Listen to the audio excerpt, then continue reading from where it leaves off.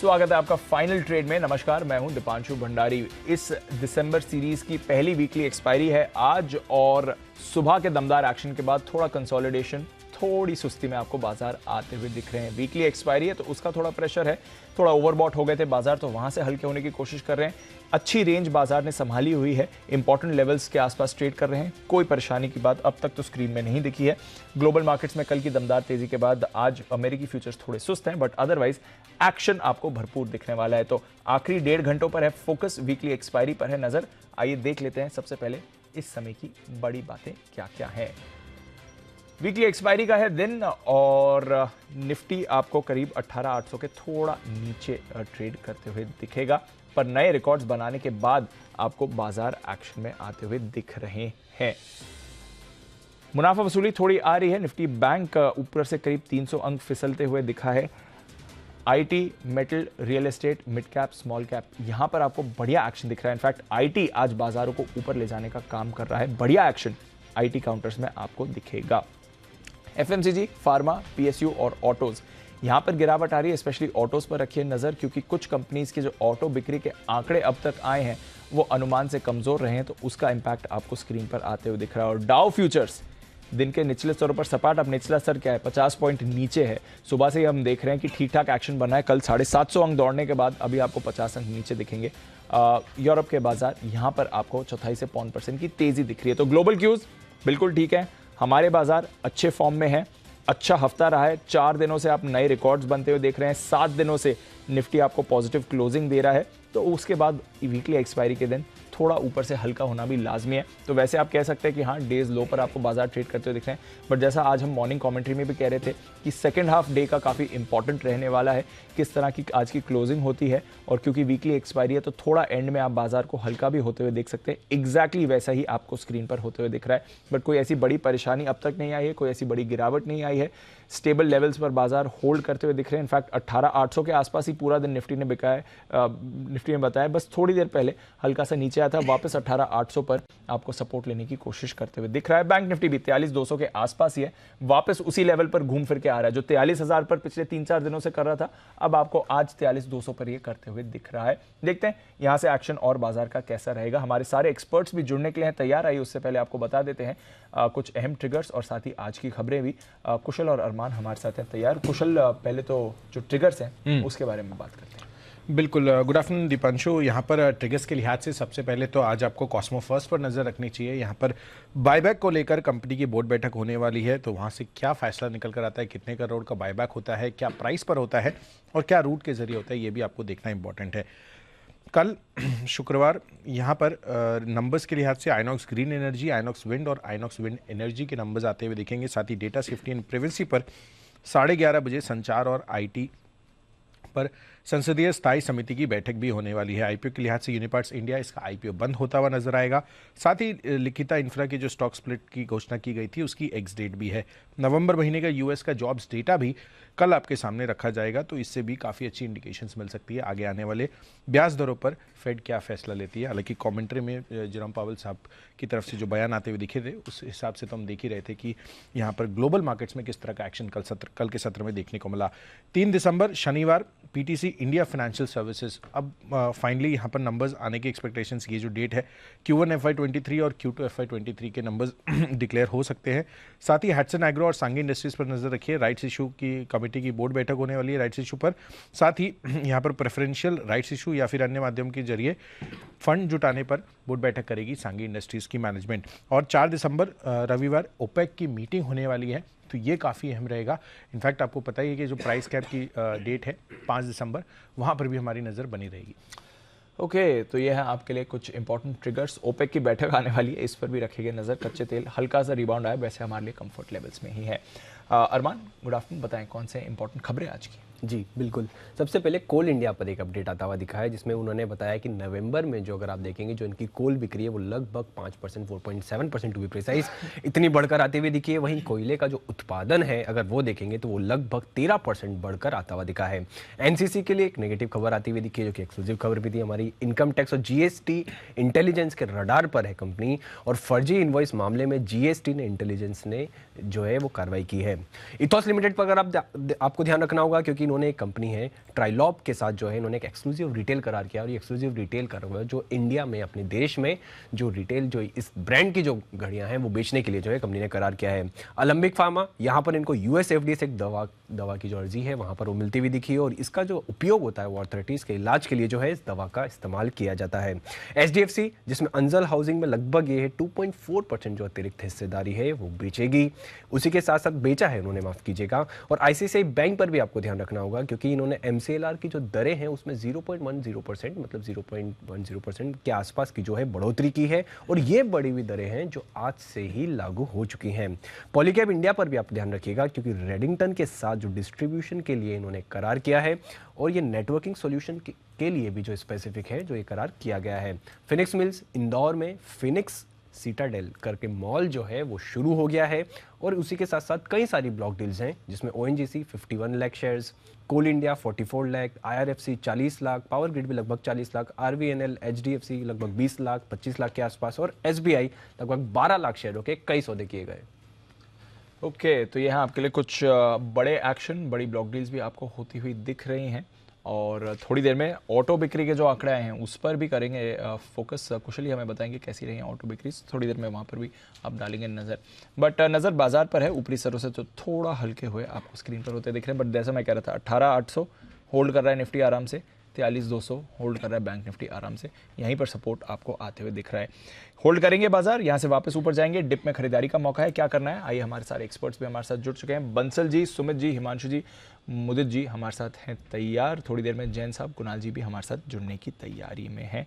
Action आपकी screen पर बन रहा है, और एक्शन है एल&टी टेक का। 9% ऊपर एल&टी टेक है। सुबह हम बाकी आईटी स्टॉक्स की बात कर रहे थे, ये वाला रेडार से थोड़ा रह गया। मुदित जी जरा देखें, good afternoon sir. L&T tech, बाकी आईटी स्टॉक्स में तो भी बड़ा ब्रेकआउट है, बट एल&टी टेक में आज ऐसा क्या हो गया 9% सर? गुड आफ्टरनून दीप, गुड आफ्टरनून एवरीवन। बिल्कुल, देखिए 24 नवंबर को हमने ये क्लोजिंग शो किया था, और वहां पर 4100 के टारगेट्स हो जाए थे, पोजिशनल टारगेट, वो टारगेट हासिल होते हुए नजर आए हैं। ठीक है, चार्ट्स पूरी तरह से बहुत ही ज्यादा पॉजिटिव नजर आ रहा है। अगर हम ओवरऑल स्ट्रक्चर देख लें, वीकली चार्ट्स पर स्टॉक में एक ट्रायंगल बनाया, असेंडिंग ट्रायंगल पैटर्न, और उसका ब्रेकआउट लास्ट वीक ही देखने को मिल गया था। उसके बाद स्टॉक में कंसोलिडेशन हुआ, और आज बढ़िया ब्रेकआउट नजर आया। ये रैली अभी और स्ट्रेच हो सकती है, हायर साइड में 4300 तक के अपसाइड मूव एलटीटीएस में नजर आएंगे। बिल्कुल, यहाँ पर अगर लोअर लेवल पे किसी ने बाय किया हुआ है, यहाँ पर पोजीशन को होल्ड करके चलिए, स्टॉप लॉस को ट्रेल कीजिए। यहाँ से अब जो स्टॉप लॉस निकल कर आता है 4040 का निकल कर आता है, 100 रुपए नीचे 4040 के स्टॉप लॉस से आप पोजीशन में होल्ड करके चल सकते हैं। कोई डिप भी देखने को मिलता है, बाइंग अपॉर्चुनिटी है। 4300 तक के टारगेट्स एलटीटीएस में नजर आते हैं। बिल्कुल, और ये मोदी जी का बाय कॉल भी था, टारगेट्स भी उनके हिट हो रहे हैं, और अब यहाँ से और ऊपर जाने की तैयारी में है काउंटर। तो एल&टी टेक पर रखिए नजर। बाकी आईटी स्टॉक्स भी ऑफकोर्स जबरदस्त मोमेंटम है, इस पर भी करेंगे एक्सपर्ट के साथ बातचीत। आई क्लोजिंग शो का पहला बिगुल हिमांशु जी के लिए, हिटमैन हिमांशु।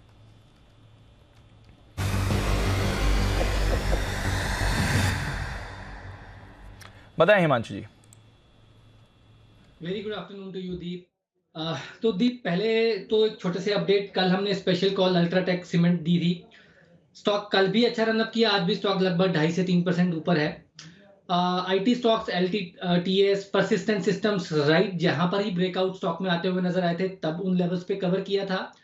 और अनिल जी, दीप माफ कीजिएगा, जिस तरह से आज जो मोमेंटम मेटल स्टॉक्स में है, मैं यहां से एक स्टॉक देना चाहूंगा।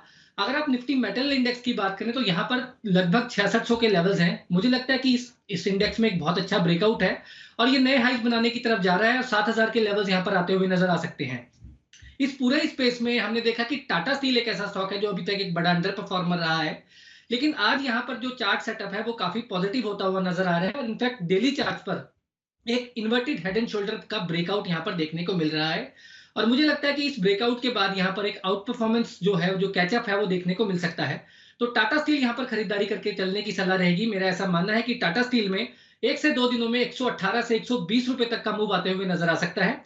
तो इसमें ऑप्शन के जरिए ट्रेड लेके चलेंगे, 110 के स्ट्राइक का कॉल ऑप्शन खरीदेंगे 4 रुपए के आसपास, 3 रुपए 80 पैसे तक भी कोई डिप मिलता है तो खरीदारी करेंगे। ₹3 का स्टॉप लॉस मेंटेन करेंगे। 6.5 और 8 रुपए तक के टारगेट टाटा स्टील की 110 की स्ट्राइक में कॉल में आपको टारगेट आते हुए नजर आ सकते हैं। बिल्कुल, तो टाटा स्टील पर रखनी है आपको नज़र। अच्छे एक्शन में काउंटर आपको आते हुए भी दिख सकता है।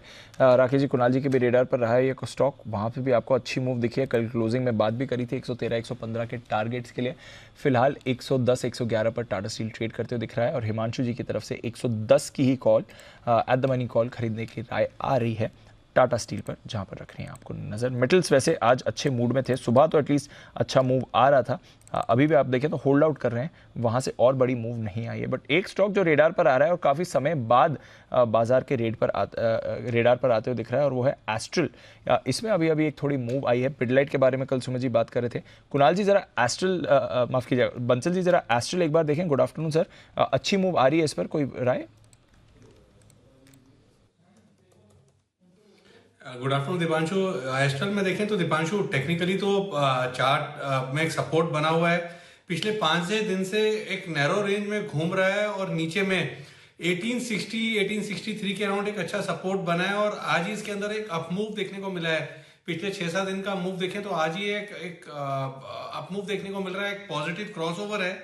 तो नई खरीदारी की राय तो नहीं है, बट दीपांशु जिनके पास है 1875 1875 के स्टॉप लॉस के साथ बने रहने की राय है। तो टाटा स्टील इस पर आप माफ कीजिए एस्ट्रल इस पर आपको रखनी है नजर। And Tata steel of course जो राकेश जी कुणाल जी की कल की पिक थी और आज आपके लिए पिक आ रही है हिमांशु जी की तरफ से।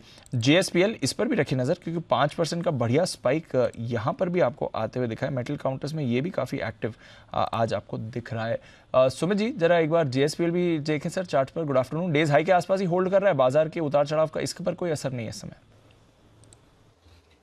दीपांशु, मेटल पूरे सेक्टर के अंदर मोमेंटम बन रहा है। मेटल के अंदर मोमेंटम जारी रहेगा अभी, क्योंकि एक एक स्टॉक करके ऊपर का मूव दिखा रहे हैं। 560 के आसपास के अंदर बाय बनता है। 575 रुपए से लेके 580 रुपए तक के लेवल JSPL में ऊपर की तरफ देखने को मिल सकते हैं। 545 550 ये स्टॉक का नीचे में सपोर्ट बनेगा, तो लॉन्ग पोजीशंस होल्ड करें, फ्रेश खरीदारी करें। 575 580 लेवल JSPL में 1-2 दिनों में ऊपर की तरफ देखने को मिल सकते हैं। ओके, तो JSPL पर रखिए नजर। आज कुशल आपकी तरफ से भी टेक्नो पिक था ये? जी, मेटल काउंटर्स पे तो कल से भी हम बुलिश थे। इनफैक्ट कल हिंडाल्को भी हमने दिया था ट्रेडर्स डायरी में और वहाँ पर भी वो बेस्ट पिक थी और टारगेट्स अचीव होते हुए दिखे और आज भी काफ़ी अच्छा तो बढ़िया मूव आ रही है JSPL पर, इस पर रखिए नज़र। परसिस्टेंट आज सुबह लगभग सभी एक्सपर्ट्स इस पर भी बुलिश थे। वरुण ने यहाँ पर ट्रेडर्स डायरी में इसकी भी रिकमेंडेशन दी थी। तो IT और मेटल्स ये दो पिलर्स हैं जिस पर आपको बाजार आज ऊपर जाते हुए दिख रहे हैं। देखते हैं यहाँ से और एक्शन कितना बढ़ सकता है। एक्शन में ये काउंटर आ रहा है। आइए बिगुल सुमित जी के लिए सुमित के सुपरहिट।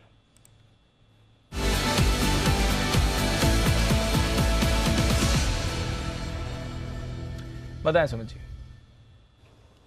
दीपांशु देखिए, बैंकिंग स्टॉक्स में थोड़ा सा मोमेंटम बन रहा है। सुबह से एक मार्केट में साइडवेज मूव देखने को मिला, फिर एक करेक्शन आया और अब करेक्शन के बाद वापस से अपवर्ड मूव रिज्यूम हो रहा है। तो इंट्राडे का करेक्शन मोस्टली ऐसा लग रहा है हो गया और यहां से ऊपर का मूव अब देखने को मिल सकता है। तो PSU बैंकिंग स्टॉक में जो स्टॉक मेरे रडार पे आया है उसका भाव चल रहा है 169.50 170 रुपीज। स्टॉक का नाम है bank of Baroda. Bank of Baroda के अंदर मोमेंटम बन रहा है। पिछले 4 दिनों के साइडवेज मूव के बाद आज स्टॉक ने वापस अपवर्ड मूव रिज्यूम किया है।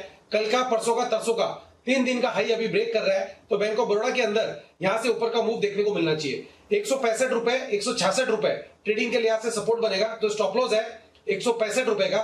ऊपर में जो टारगेट इसका बनेगा बैंक ऑफ बड़ौदा का, पहला टारगेट बनेगा 175 रुपए का और 175 रुपए का लेवल भी इस बारी ब्रेक होना चाहिए और 180 रुपए तक का मूव बैंक ऑफ बड़ौदा में ऊपर की तरफ देखने को मिलना चाहिए। 165 के स्टॉप लॉस से खरीदारी करें 175 180 के टारगेट्स के लिए। 175 180 के टारगेट की खरीदारी करें bank of Baroda.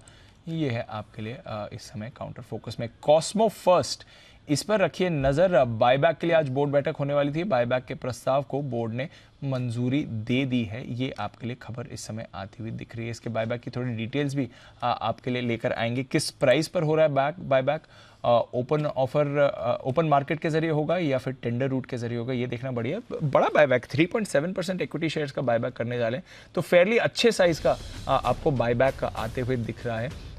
Cosmo first पर रखनी है नज़र। जैन साहब भी हमारे साथ जुड़ चुके हैं। जैन साहब से मैं राय भी लेने वाला हूं कॉस्मो फर्स्ट पर। जैन साहब ज़रा तैयार हो जाएं, एक बार जस्ट प्राइस हम जान लें और किस रूट से ये हो रहा है, ओपन मार्केट से या टेंडर रूट से, ये देखना ज़रूरी रहेगा। 1070 के भाव पर हो रहा है, तो बढ़िया भाव से आपको होते हुए दिख रहा है ये बायबैक। इस पर रखनी है नज़र। कॉस्मो फर्स्ट जैन साहब रेडार पर है? बिल्कुल, ये तो स्टॉक बहुत बार दिया हुआ है और इस सेगमेंट के सारे स्टॉक्स एक के बाद एक दिए थे और बीच में तो इनका माहौल चल रहा था कोरोना के पीरियड के दौरान, और अब थोड़ा जरूर से सारे के सारे करेक्ट किए, भले वो पॉलीप्लेक्स हो, यूफ्लेक्स हो, सारे पैकेजिंग वाले स्टॉक्स, और ये भी ऊपर के लेवल से अच्छा खासा टूटा हुआ है। But this news is a good news. But ठीक है, देखिए एक चीज मैं थोड़ा सा बताना चाहूंगा कि जब बहुत ज्यादा स्टॉक टूटता है तो जनरली, मैं ये नहीं बोला कि ये प्रमोटर कर रहे हैं, बट जनरली ये होता है कि प्राइस को अब एक बार सपोर्ट देने के लिए और बहुत करेक्ट होता है तो जनरली इन टाइप की चीजें आती है। But that can not be a very great strategy. But yes, अगर ये टेंडर रूट होता है तो एक आर्बिट्राज देख सकते हैं हम। फिर देखना पड़ेगा किस तरीके से वो कैलकुलेशंस निकालनी पड़ेगी कि कितना हमें वो आने वाला है कि टेंडर में कितना अपने। जैन साहब टेंडर रूट से ही है, जैन साहब टेंडर रूट का ही बायबैक है वो, मैं गारंटी देता हूं। हां, tender route, tender route is a good thing, वो बहुत मतलब फेवरेबल है। अब सारी डेट्स का पूरा एक ट्रैक रखना पड़ेगा। हम लोग जनरली इस चीज को मेंटेन भी करते हैं कि बायबैक ट्रैकर होना चाहिए भाई, आज बोर्ड में हुआ, फिर कब होने वाला है, कब हमको खरीदना है, कब, तो वो सारी चीजें इन्वेस्टर्स को ध्यान रखना है और हमारे चैनल पे तो बराबर ये देते ही हैं। तो मेरे हिसाब से जिन्होंने ले रखा वो होल्ड करके रखे, जिनको बायबैक में टेंडर करना है वो एक्सेप्टेंस रेशियो वगैरह की कैलकुलेशन निकल जाए, उसके बाद करेंगे, और निकलेगा तो certainly we will get back to the channel और हम बात करेंगे।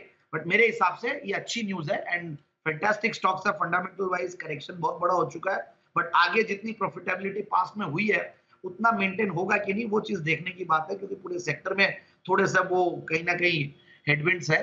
So let's see, but I think it's a very good proposal for the investors of Cosmo first. बिल्कुल, तो ये है आपके लिए राय जहां तक कॉस्मो फर्स्ट का सवाल है। 1070 इसके लेवल पर आपको बायबैक आते हुए दिखेगा। ये आपको रखनी है नज़र। और 1070 का बायबैक प्राइस है, करंट लेवल से करीब करीब 25 से 30% प्रीमियम पर है, और मोर इम्पॉर्टेंटली टेंडर रूट से, यानी कि आप अपने शेयर्स टेंडर करेंगे, सबमिट करेंगे, और जो भी एक्सेप्टेंस रेशियो निकल कर आता है उस हिसाब से आपको शेयर्स वापस दिए जाएंगे और उन शेयर्स का आपको पैसा मिलेगा। तो कॉस्मो फर्स्ट, इस पर रखिए नज़र। स्टॉक खबर के बाद अच्छा स्पाइक भी दिखा रहा है। आइए मुदित जी के पास चलते हैं और लेते हैं एक मुनाफे वाले मुदित।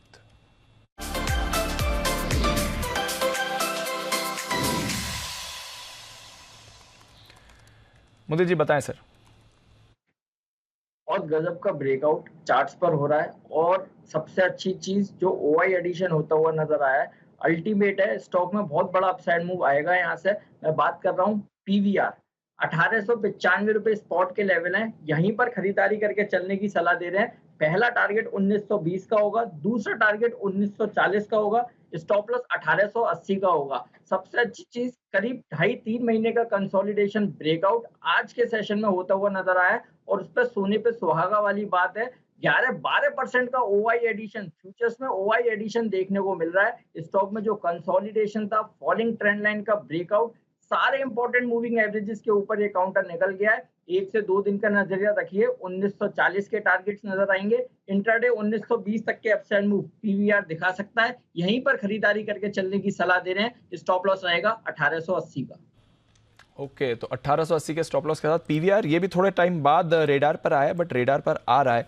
निफ्टी पर रखिए नजर। एक बार फिर से निफ्टी स्ट्रेंथ आपको पकड़ते हुए दिख रहा है। बैंक निफ्टी स्ट्रेंथ पकड़ रहा है। जब शो की शुरुआत थी तो 75 अंक नीचे था बैंक निफ्टी, अब आपको 75 अंक ऊपर दिखेगा। तो शो की शुरुआत से अब तक करीब 150 पॉइंट की मूव नीचे से ऊपर आपको बैंक निफ्टी में आती हुई दिख रही है। यहाँ पर आपको एक्शन अच्छा बनते हुए दिख रहा है, और बैंक की वजह से निफ्टी भी ऊपर गया, आईटी की वजह से तो ऑलरेडी आपको निफ्टी ऊपर जाते हुए दिख ही रहा है। तो स्टॉक्स में भरपूर एक्शन आ रहा है। और एक और स्टॉक जिसमें अच्छा ब्रेकआउट आते हुए दिख रहा है, जेके सीमेंट। जरा इसका चार्ट पुल अप करिए।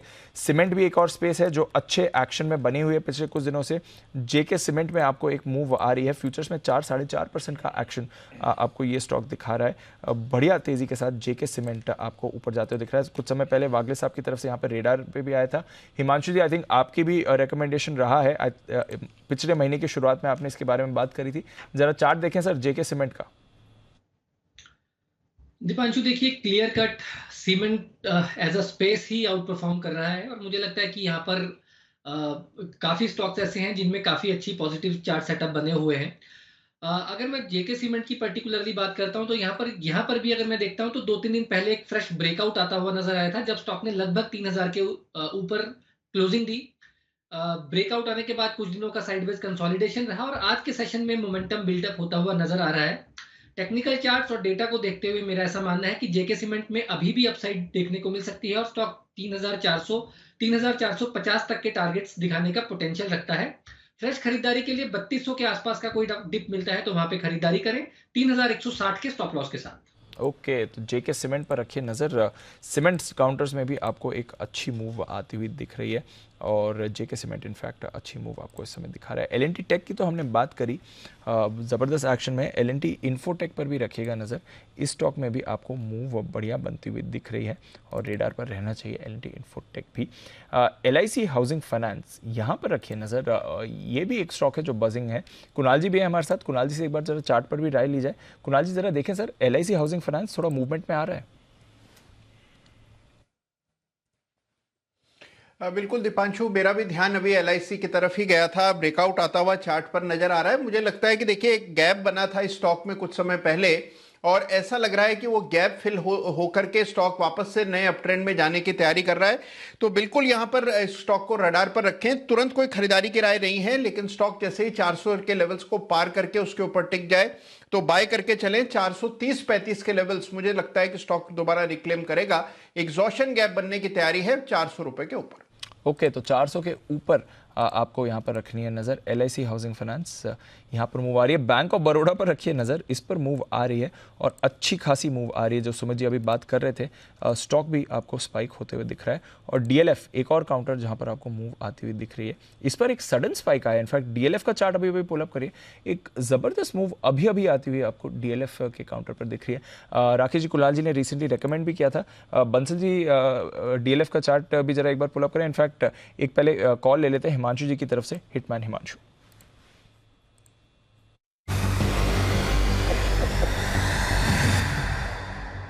बताएं सर। दीपांशु जी, बिल्कुल सही समय पर आपने आइडेंटिफाई किया है और मेरे रडार पर डीएलएफ ही आया है। डीएलएफ में एक मच अवेटेड ब्रेकआउट होने की तैयारी है जिसका काफी समय से इंतजार था। इनफैक्ट डीएलएफ मैंने कुछ समय पहले अपनी पिक ऑफ द वीक भी दी थी, 400 रुपए के आसपास जब ये आया था तो मेरा मानना था कि यहाँ पर अपसाइड की शुरुआत हो चुकी है। नॉनदलेस स्टॉक ने थोड़ा टाइम लिया, लेकिन अब स्टॉक पूरी तरह से तैयार है। ना केवल डीएलएफ बल्कि host of reality stocks including Oberoi realty, Godrej properties और कैश के भी ढेरों स्टॉक्स में मोमेंटम बनता हुआ नजर आ रहा है। अगर मैं पर्टिकुलरली डीएलएफ की बात करता हूं तो डीएलएफ पर 410 रुपए के ऊपर एक बहुत बड़े नेकलाइन का ब्रेकआउट होगा और एक इन्वर्टेड हेड एंड शोल्डर हूबहू उसी तरह का जिस तरह का हमने ब्रेकआउट आज एलटीटीएस में देखा, कल अल्ट्राटेक सीमेंट में देखा और अब 410 रुपए के ऊपर डीएलएफ में हूबहू उसी तरह के ब्रेकआउट की तैयारी हो रही है। तो इमीडिएट शॉर्ट टर्म के लिहाज से डीएलएफ में खरीदारी करें। मैं स्पॉट लेवल्स की बात कर रहा हूं, 421 और 425 रुपए तक के टारगेट्स यहाँ पे आने वाले 1 से 2 दिनों में आते हुए नजर आ सकते हैं। स्टॉप लॉस मेंटेन करना है 404 रुपए के नीचे का। लेकिन दीपांशु, पोजिशनल तौर पर मेरा ऐसा मानना है कि डीएलएफ में बड़ी तेजी की शुरुआत हो चुकी है और आपको 450 से 460 रुपए तक के टारगेट्स आने वाले कुछ दिनों में देखने को मिल सकते हैं। ओके, तो डीएलएफ पर रखिए नजर। और बंसल जी, कल क्लोजिंग की कॉल थी चार्ट कॉर्नर की आपकी और कुणाल जी की तरफ से 410 का ही पहला टारगेट आ गया सर। आपकी तरफ से इस कॉल पर क्या अपडेट रहेगा? दीपांशु, वही है कि एक तो होल्ड करना चाहिए और जैसा अभी हिमांशु ने बोला कि एक तेजी शुरुआत हुई है तो यहाँ से काफी बड़ा अपमूव देखने को मिल सकता है। तो जिनके पास है होल्ड करें। और दीपांशु, एक समय था जब हम बोलते थे जो दिल्ली से करे प्यार वो डीएलएफ से कैसे करे इनकार, तो कल ये लाइन ऐड करना भूल गए थे, उसको अब ऐड कर दिया है हमने। बिल्कुल, और माला माल कर रहा है डीएलएफ। तो 413 के लेवल अभी आपको स्क्रीन पर आते हुए दिख रहे हैं। हिमांशु जी के बात करते करते 1% ऊपर ये काउंटर आ गया है, तो जबरदस्त मूव में आ रहा है। पोजिशनली अभी के लिए टारगेट्स क्या है हिमांशु जी? 421 425, राइट? बिल्कुल दीप, इस ब्रेकआउट का कल तक का टारगेट मुझे लगता है कि 421 425 तक का आ सकता है। लेकिन जिस हिसाब से ये स्टॉक का ब्रेकआउट है, I will not be surprise कि ये 450 से पहले ना रुके। तो पोजिशनली 450 के ऊपर के टारगेट्स आपको आते हुए दिख सकते हैं, बट अभी के लिए जो ट्रेडिंग कॉल है वहां पर 421 425 का टारगेट रखिए और फिर पोजिशनली इसको आप बढ़ाकर 450 और 460 का टारगेट रख सकते हैं। ज़बरदस्त एक्शन डीएलएफ में आपको आते हुए दिखेगा। स्पॉट के लेवल्स हैं जो हिमांशु जी बात कर रहे हैं, तो अकॉर्डिंगली आप उसको एडजस्ट कर लीजिए अपने हिसाब से। आइए सुमित जी के लिए बिगुल, सुमित का सुपर हिट।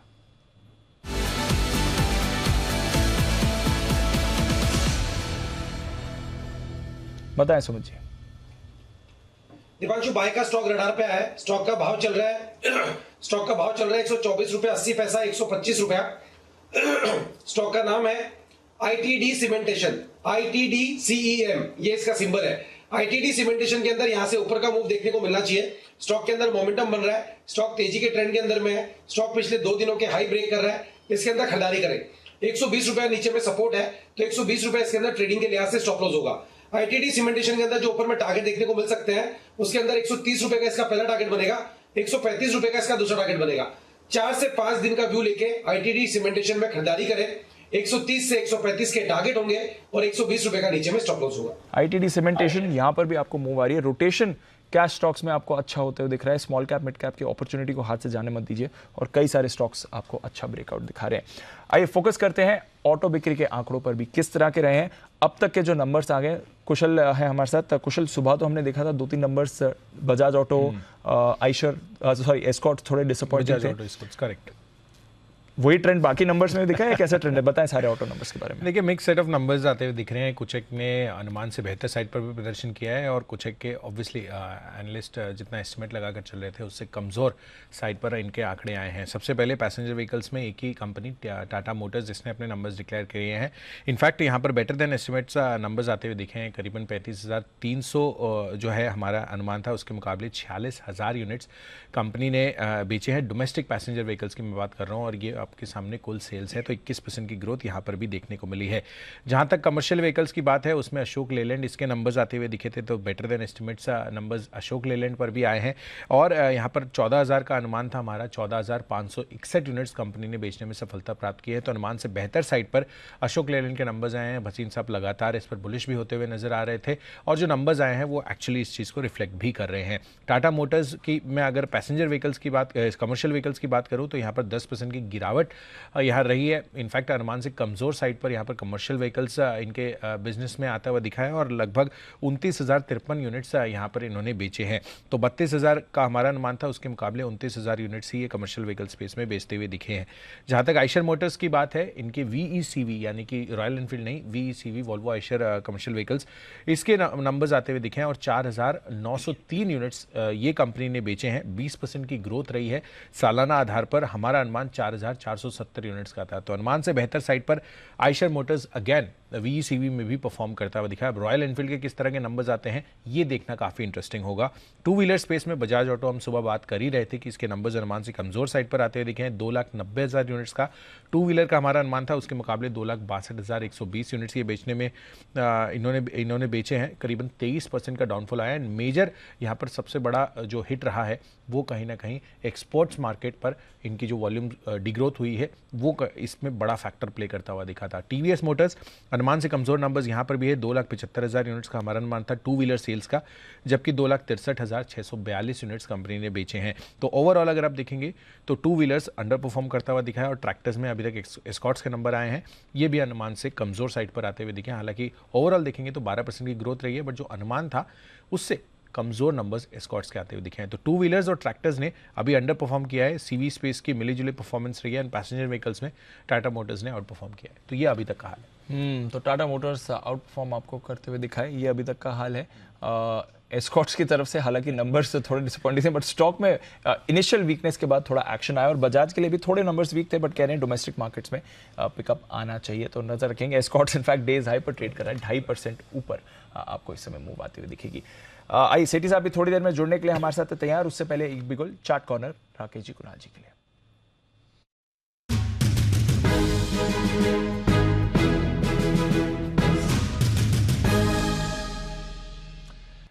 बताएं सर। दीपांशु, हमारा चार्ट कॉर्नर पिक है इंडिया सीमेंट। इंडिया सीमेंट में देखें तो 10 डेज का हाई लग रहा है। स्टॉक करेक्शन के अंदर था, 10 दिन के हाईस के ऊपर स्टॉक निकला है। पॉजिटिव क्रॉसओवर, बोथ हम लीडिंग एंड लैगिंग इंडिकेटर्स यहां देखने को मिल रहा है। ओवर टू कुणाल जी।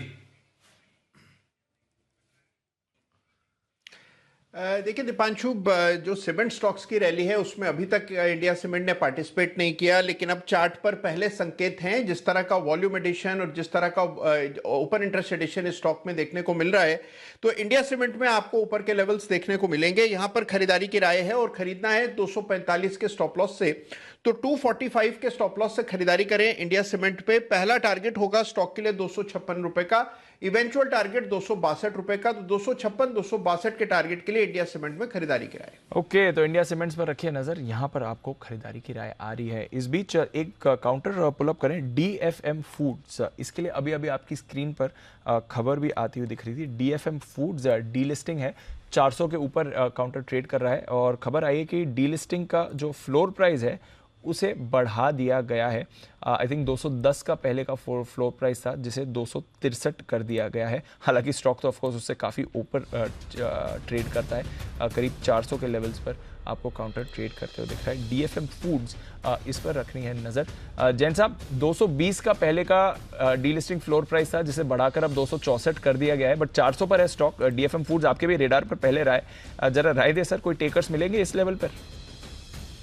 नहीं, बिल्कुल भी नहीं है, ये तो बढ़ाना पड़ेगा। देखिए, ये तो एक ठीक है रूटीन वाली चीज हो गई कि पहले नीचे के भाव दे दो, कोई दे जाए और फिर वापस से थोड़ा ऊपर कर रहे हैं। बट फाइनली तो देखिए, ये स्टॉक जनरली 350-400 के रेंज पे ही रिकमेंडेड लेवल्स थे और काफी अंडर परफॉर्म भी किया क्योंकि इनके रिजल्ट्स अच्छे आना बंद हो गए थे ऑपरेटिंग लेवल्स पे भी और नेट प्रॉफिट लेवल्स पे भी। तो दोनों ही जगह जब ये नीचे होने लगा और अब जब ये न्यूज आई तो एक साथ बहुत बड़ा स्पाइक आया एंड बड़े इन्वेस्टर भी है इसमें। एक तरीके से जो पुराने जो प्रोमोटर्स थे तो वो निकल गए। DFM मतलब होता है दिल्ली फ्लोर मिल्स, अगर शॉर्ट फॉर्म पुराना देखें तो बाद में पूरा एक नया FII आए हैं। तो मेरे हिसाब से देखिए, जिन्होंने लिया हुआ वो होल्ड करके रखे, कहीं कोई घबराना नहीं है, ये रिविजन्स होते रहेंगे एंड इतना इजीली मतलब डीलिस्टिंग मुझे नहीं लगता कि इतनी इजीली हो जाएगी क्योंकि FIIs DIIs भी होल्ड करते हैं दूसरे। तो 4% 4.5% करीब FIIs DIIs के पास है और पब्लिक शेयर होल्डिंग में भी कुछ नाम है जो कि इतना इजीली नहीं निकलेंगे। So I feel continue holding it. Continue holding it, अभी तो और बढ़ेगा जैसे जैन साहब ने कहा। हालांकि फ्लोर प्राइस को बढ़ाया गया है बट सेटिस्फैक्ट्री लेवल का नहीं है जैन साहब के हिसाब से, इस पर रखनी है आपको नज़र। इनफैक्ट 8 अगस्त से अब तक अगर आप देखें, अगस्त की शुरुआत से अब तक देख लीजिए, स्टॉक डबल हो चुका है। इसका ज़रा 6 मंथ चार्ट पुलअप करते हैं, आपको ये क्लियरली काउंटर पर दिखेगा कि अगस्त से जो रैली इसमें शुरू हुई है उससे ये काउंटर डबल हो चुका है उस पीरियड में। तो ज़बरदस्त एक्शन DFM फूड्स में, 200 का 400 हो गया। एक बार कुणाल जी से चार्ट्स पर भी राय ली जाए। कुणाल जी, DFM फूड्स ज़रा देखें सर। देखिए, बहुत ही उम्दा चार्ट है और बहुत शानदार अप ट्रेंड स्टॉक में देखने को मिला दीपांशु, और मुझे लगता है कि अब इसमें फ्रेश ब्रेकआउट आपको चार्ट पर आता हुआ दिख रहा है। स्टॉक ने एक मेजर हर्डल को पार किया है और मुझे लगता है ऊपर के लेवल्स देखने को मिलेंगे। अब यहाँ नई खरीदारी की मेरी राय नहीं है, जिनके पास पहले की पोजीशन है बिल्कुल बने रहें। नई खरीदारी के लिए करेक्शन का इंतजार करें और याद रखें कि स्टॉक में इमीडिएट ट्रेडिंग के लिए ये स्टॉक उतना उपयुक्त नहीं है जितना ये निवेश योग्य शेयर है। तो गिरावट में इसमें इन्वेस्टमेंट की राय है। चार्ट बहुत अच्छा है, गिरावट पे खरीदारी के मौके तलाशे जा सकते हैं। तो ट्रेडिंग स्टॉक नहीं है, ये ध्यान रखिए, बट निवेश अगर आपका है तो बने रहिए। जैन साहब भी कह रहे थे ये भी नया डीलिस्टिंग प्राइस काफ़ी नहीं है, और ऊपर का होना चाहिए, वैल्यू के हिसाब से और ऊपर का होना चाहिए। आइए 2:30 बज चुके हैं और करते हैं स्वागत सिटी साहब का, सदाबहार सिटी साहब के शॉर्ट टर्म पिक्स।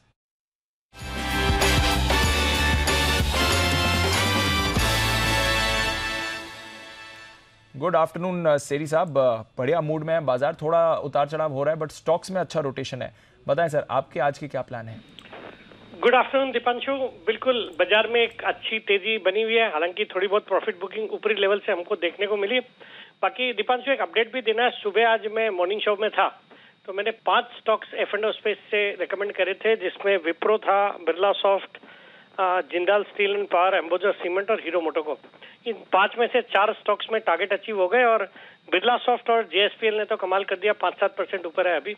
और बाकी अभी मेरी 2 स्टॉक्स में खरीदारी करने की सलाह है, दोनों कैश मार्केट के स्टॉक्स हैं। तो आज तो दोनों कैश कॉल्स हैं, बट सिटी साहब डेफिनेटली जबरदस्त कॉल्स थी सुबह।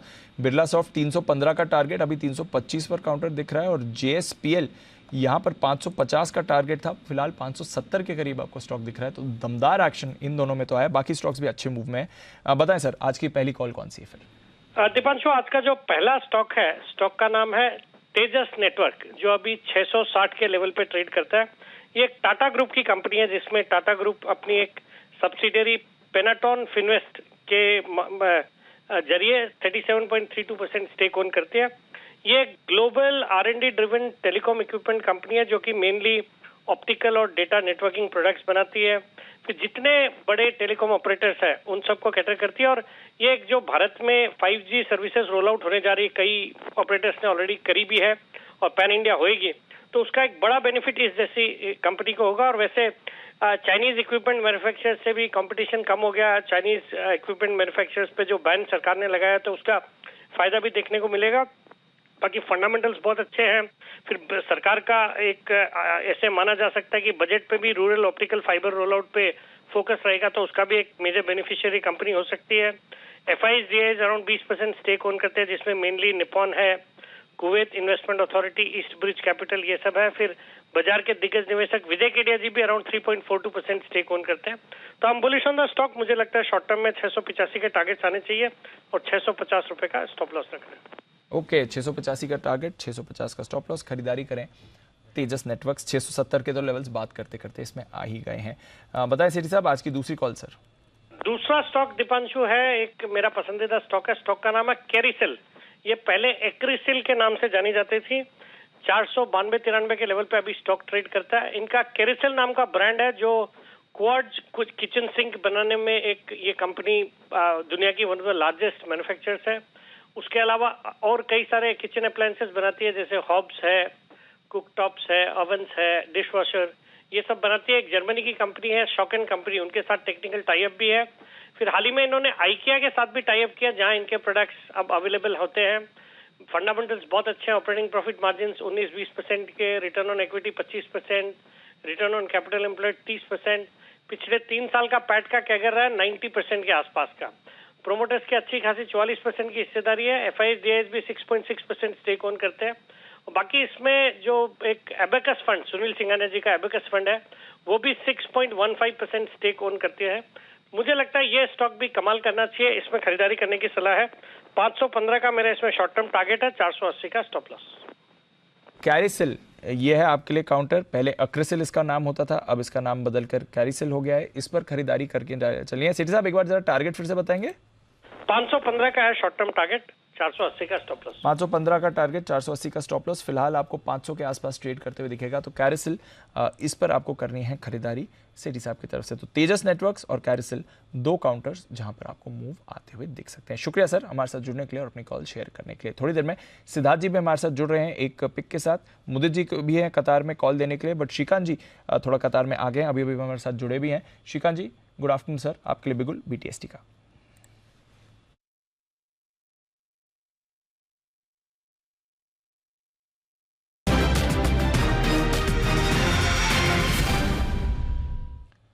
गुड आफ्टरनून श्रीकांत जी, बताएं सर। Good afternoon Deepanshu. देखिए, वैसे काफ़ी mid size and small size companies में अच्छा खासा एक एक्शन देखने मिल रहा है, और उसमें अगर देखें स्पेसिफिकली तो जो मिड साइज कंपनी ग्रासिम है, यहाँ पे एक अच्छा खासा एक ट्रायंगल फॉर्मेशन बना था, एक सिमेट्रिकल ट्रायंगल फॉर्मेशन बन रहा था। आज उसमें एक ब्रेकआउट आया है और लगभग सितंबर से ये कंसोलिडेशन में ट्रेड कर रहा था।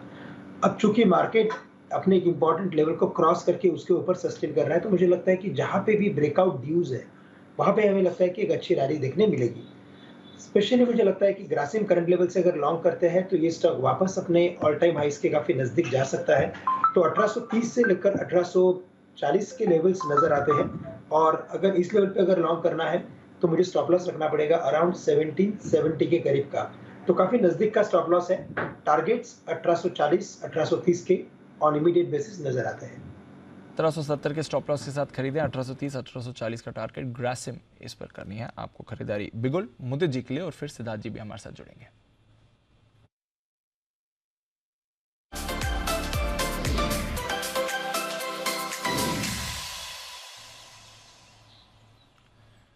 मुझे बताएं सर। देखिए, रियलिटी स्टॉक्स पे बात हो रही है, सारे स्टॉक्स कवर हुए हैं, एक स्टॉक्स रह गया है और जहां पर बहुत बड़ा ब्रेकआउट देखने को मिल रहा है, मैं बात कर रहा हूँ ओबरॉय रियलिटी। 946 रुपए स्पॉट के लेवल है, यहीं पर खरीदारी करके चलने की सलाह दे रहे हैं। पहला टारगेट 960 का होगा, दूसरा टारगेट 975 का होगा। दीप 960 के बाद कोई हर्डल है ही नहीं। दूसरा टारगेट 975 का रहेगा, स्टॉप लॉस 936 का होगा। जिस तरह से स्टॉक में कंसोलिडेशन देखने को मिला था, उस कंसोलिडेशन में inverse head and shoulder daily charts पर बनता हुआ नजर आया, उसका ब्रेकआउट देखने को मिला है। वीकली चार्ट्स पर एक ट्रायंगुलर पैटर्न बन रहा था, सिमेट्रिकल ट्रायंगुलर पैटर्न, उसका ब्रेकआउट देखने को मिला है। कोई हर्डल नहीं है। 975 तक के अपसाइड मूव, थोड़े से बड़े टारगेट जरूर नजर आ रहे हैं, बट लग रहा है 975 तक के अपसाइड मूव ओवरऑल रियलिटी दिखाएगा। यहाँ पर खरीदारी करके चलने की सलाह दे रहे हैं। स्टॉप लॉस रहेगा 936 का। 36 के स्टॉप लॉस के साथ ओवरऑल रियलिटी पर खरीदारी करें। आज इनकी ईजीएम भी थी और वो जो मामला है इनके वर्ली 360 डिग्री प्रोजेक्ट का, उस पर भी फैसला आने वाला था, जहां पर ये 4000 करोड़ के कुछ फ्लैट्स खरीदने वाले थे, अपने नाम पर करने वाले थे। एनीवे, मारुति के ऑटो बिक्री के आंकड़े आपकी स्क्रीन पर आते हुए दिख रहे हैं, थोड़ा अनुमान से कम है। जो कुल बिक्री का आंकड़ा आया है वो 1,59,000 यूनिट्स का आते हुए दिख रहा है। हमारा अनुमान 1,64,000 का था, लगभग अनुमान मुताबिक है, थोड़ा अनुमान से कम आप इसे कह सकते हैं, बट ओवरऑल करीब 17% की बढ़त आपको आती हुई दिख रही है। घरेलू बिक्री 14% बढ़कर 1,39,000 यूनिट्स पर आपको आती हुई दिख रही है। जहां तक मारुति का सवाल था, इस पर रखनी है आपको नजर। एक्सपोर्ट्स में करीब 0.8% की गिरावट रही है, ये कॉमन थीम इस समय दिख रही है। एक्सपोर्ट्स की परफॉर्मेंस हमने देखा, बजाज ऑटो के लिए भी सुस्त थी, मारुति के लिए भी आपको वैसे ही ट्रेंड दिख रहा है, बट घरेलू बिक्री फिर भी आपके लिए ओवरऑल बेसिस पर अच्छी आती हुई दिखी है। स्टॉक आपको करीब डेज हाई के आसपास ट्रेड करते हुए दिखेगा, 9,000 का लेवल मारुति पर इस समय। सिद्धार्थ जी हमारे साथ तैयार, करते हैं उनका स्वागत एक स्पेशल पिक देने के लिए। सिद्धार्थ जी हमारे साथ जुड़ रहे हैं।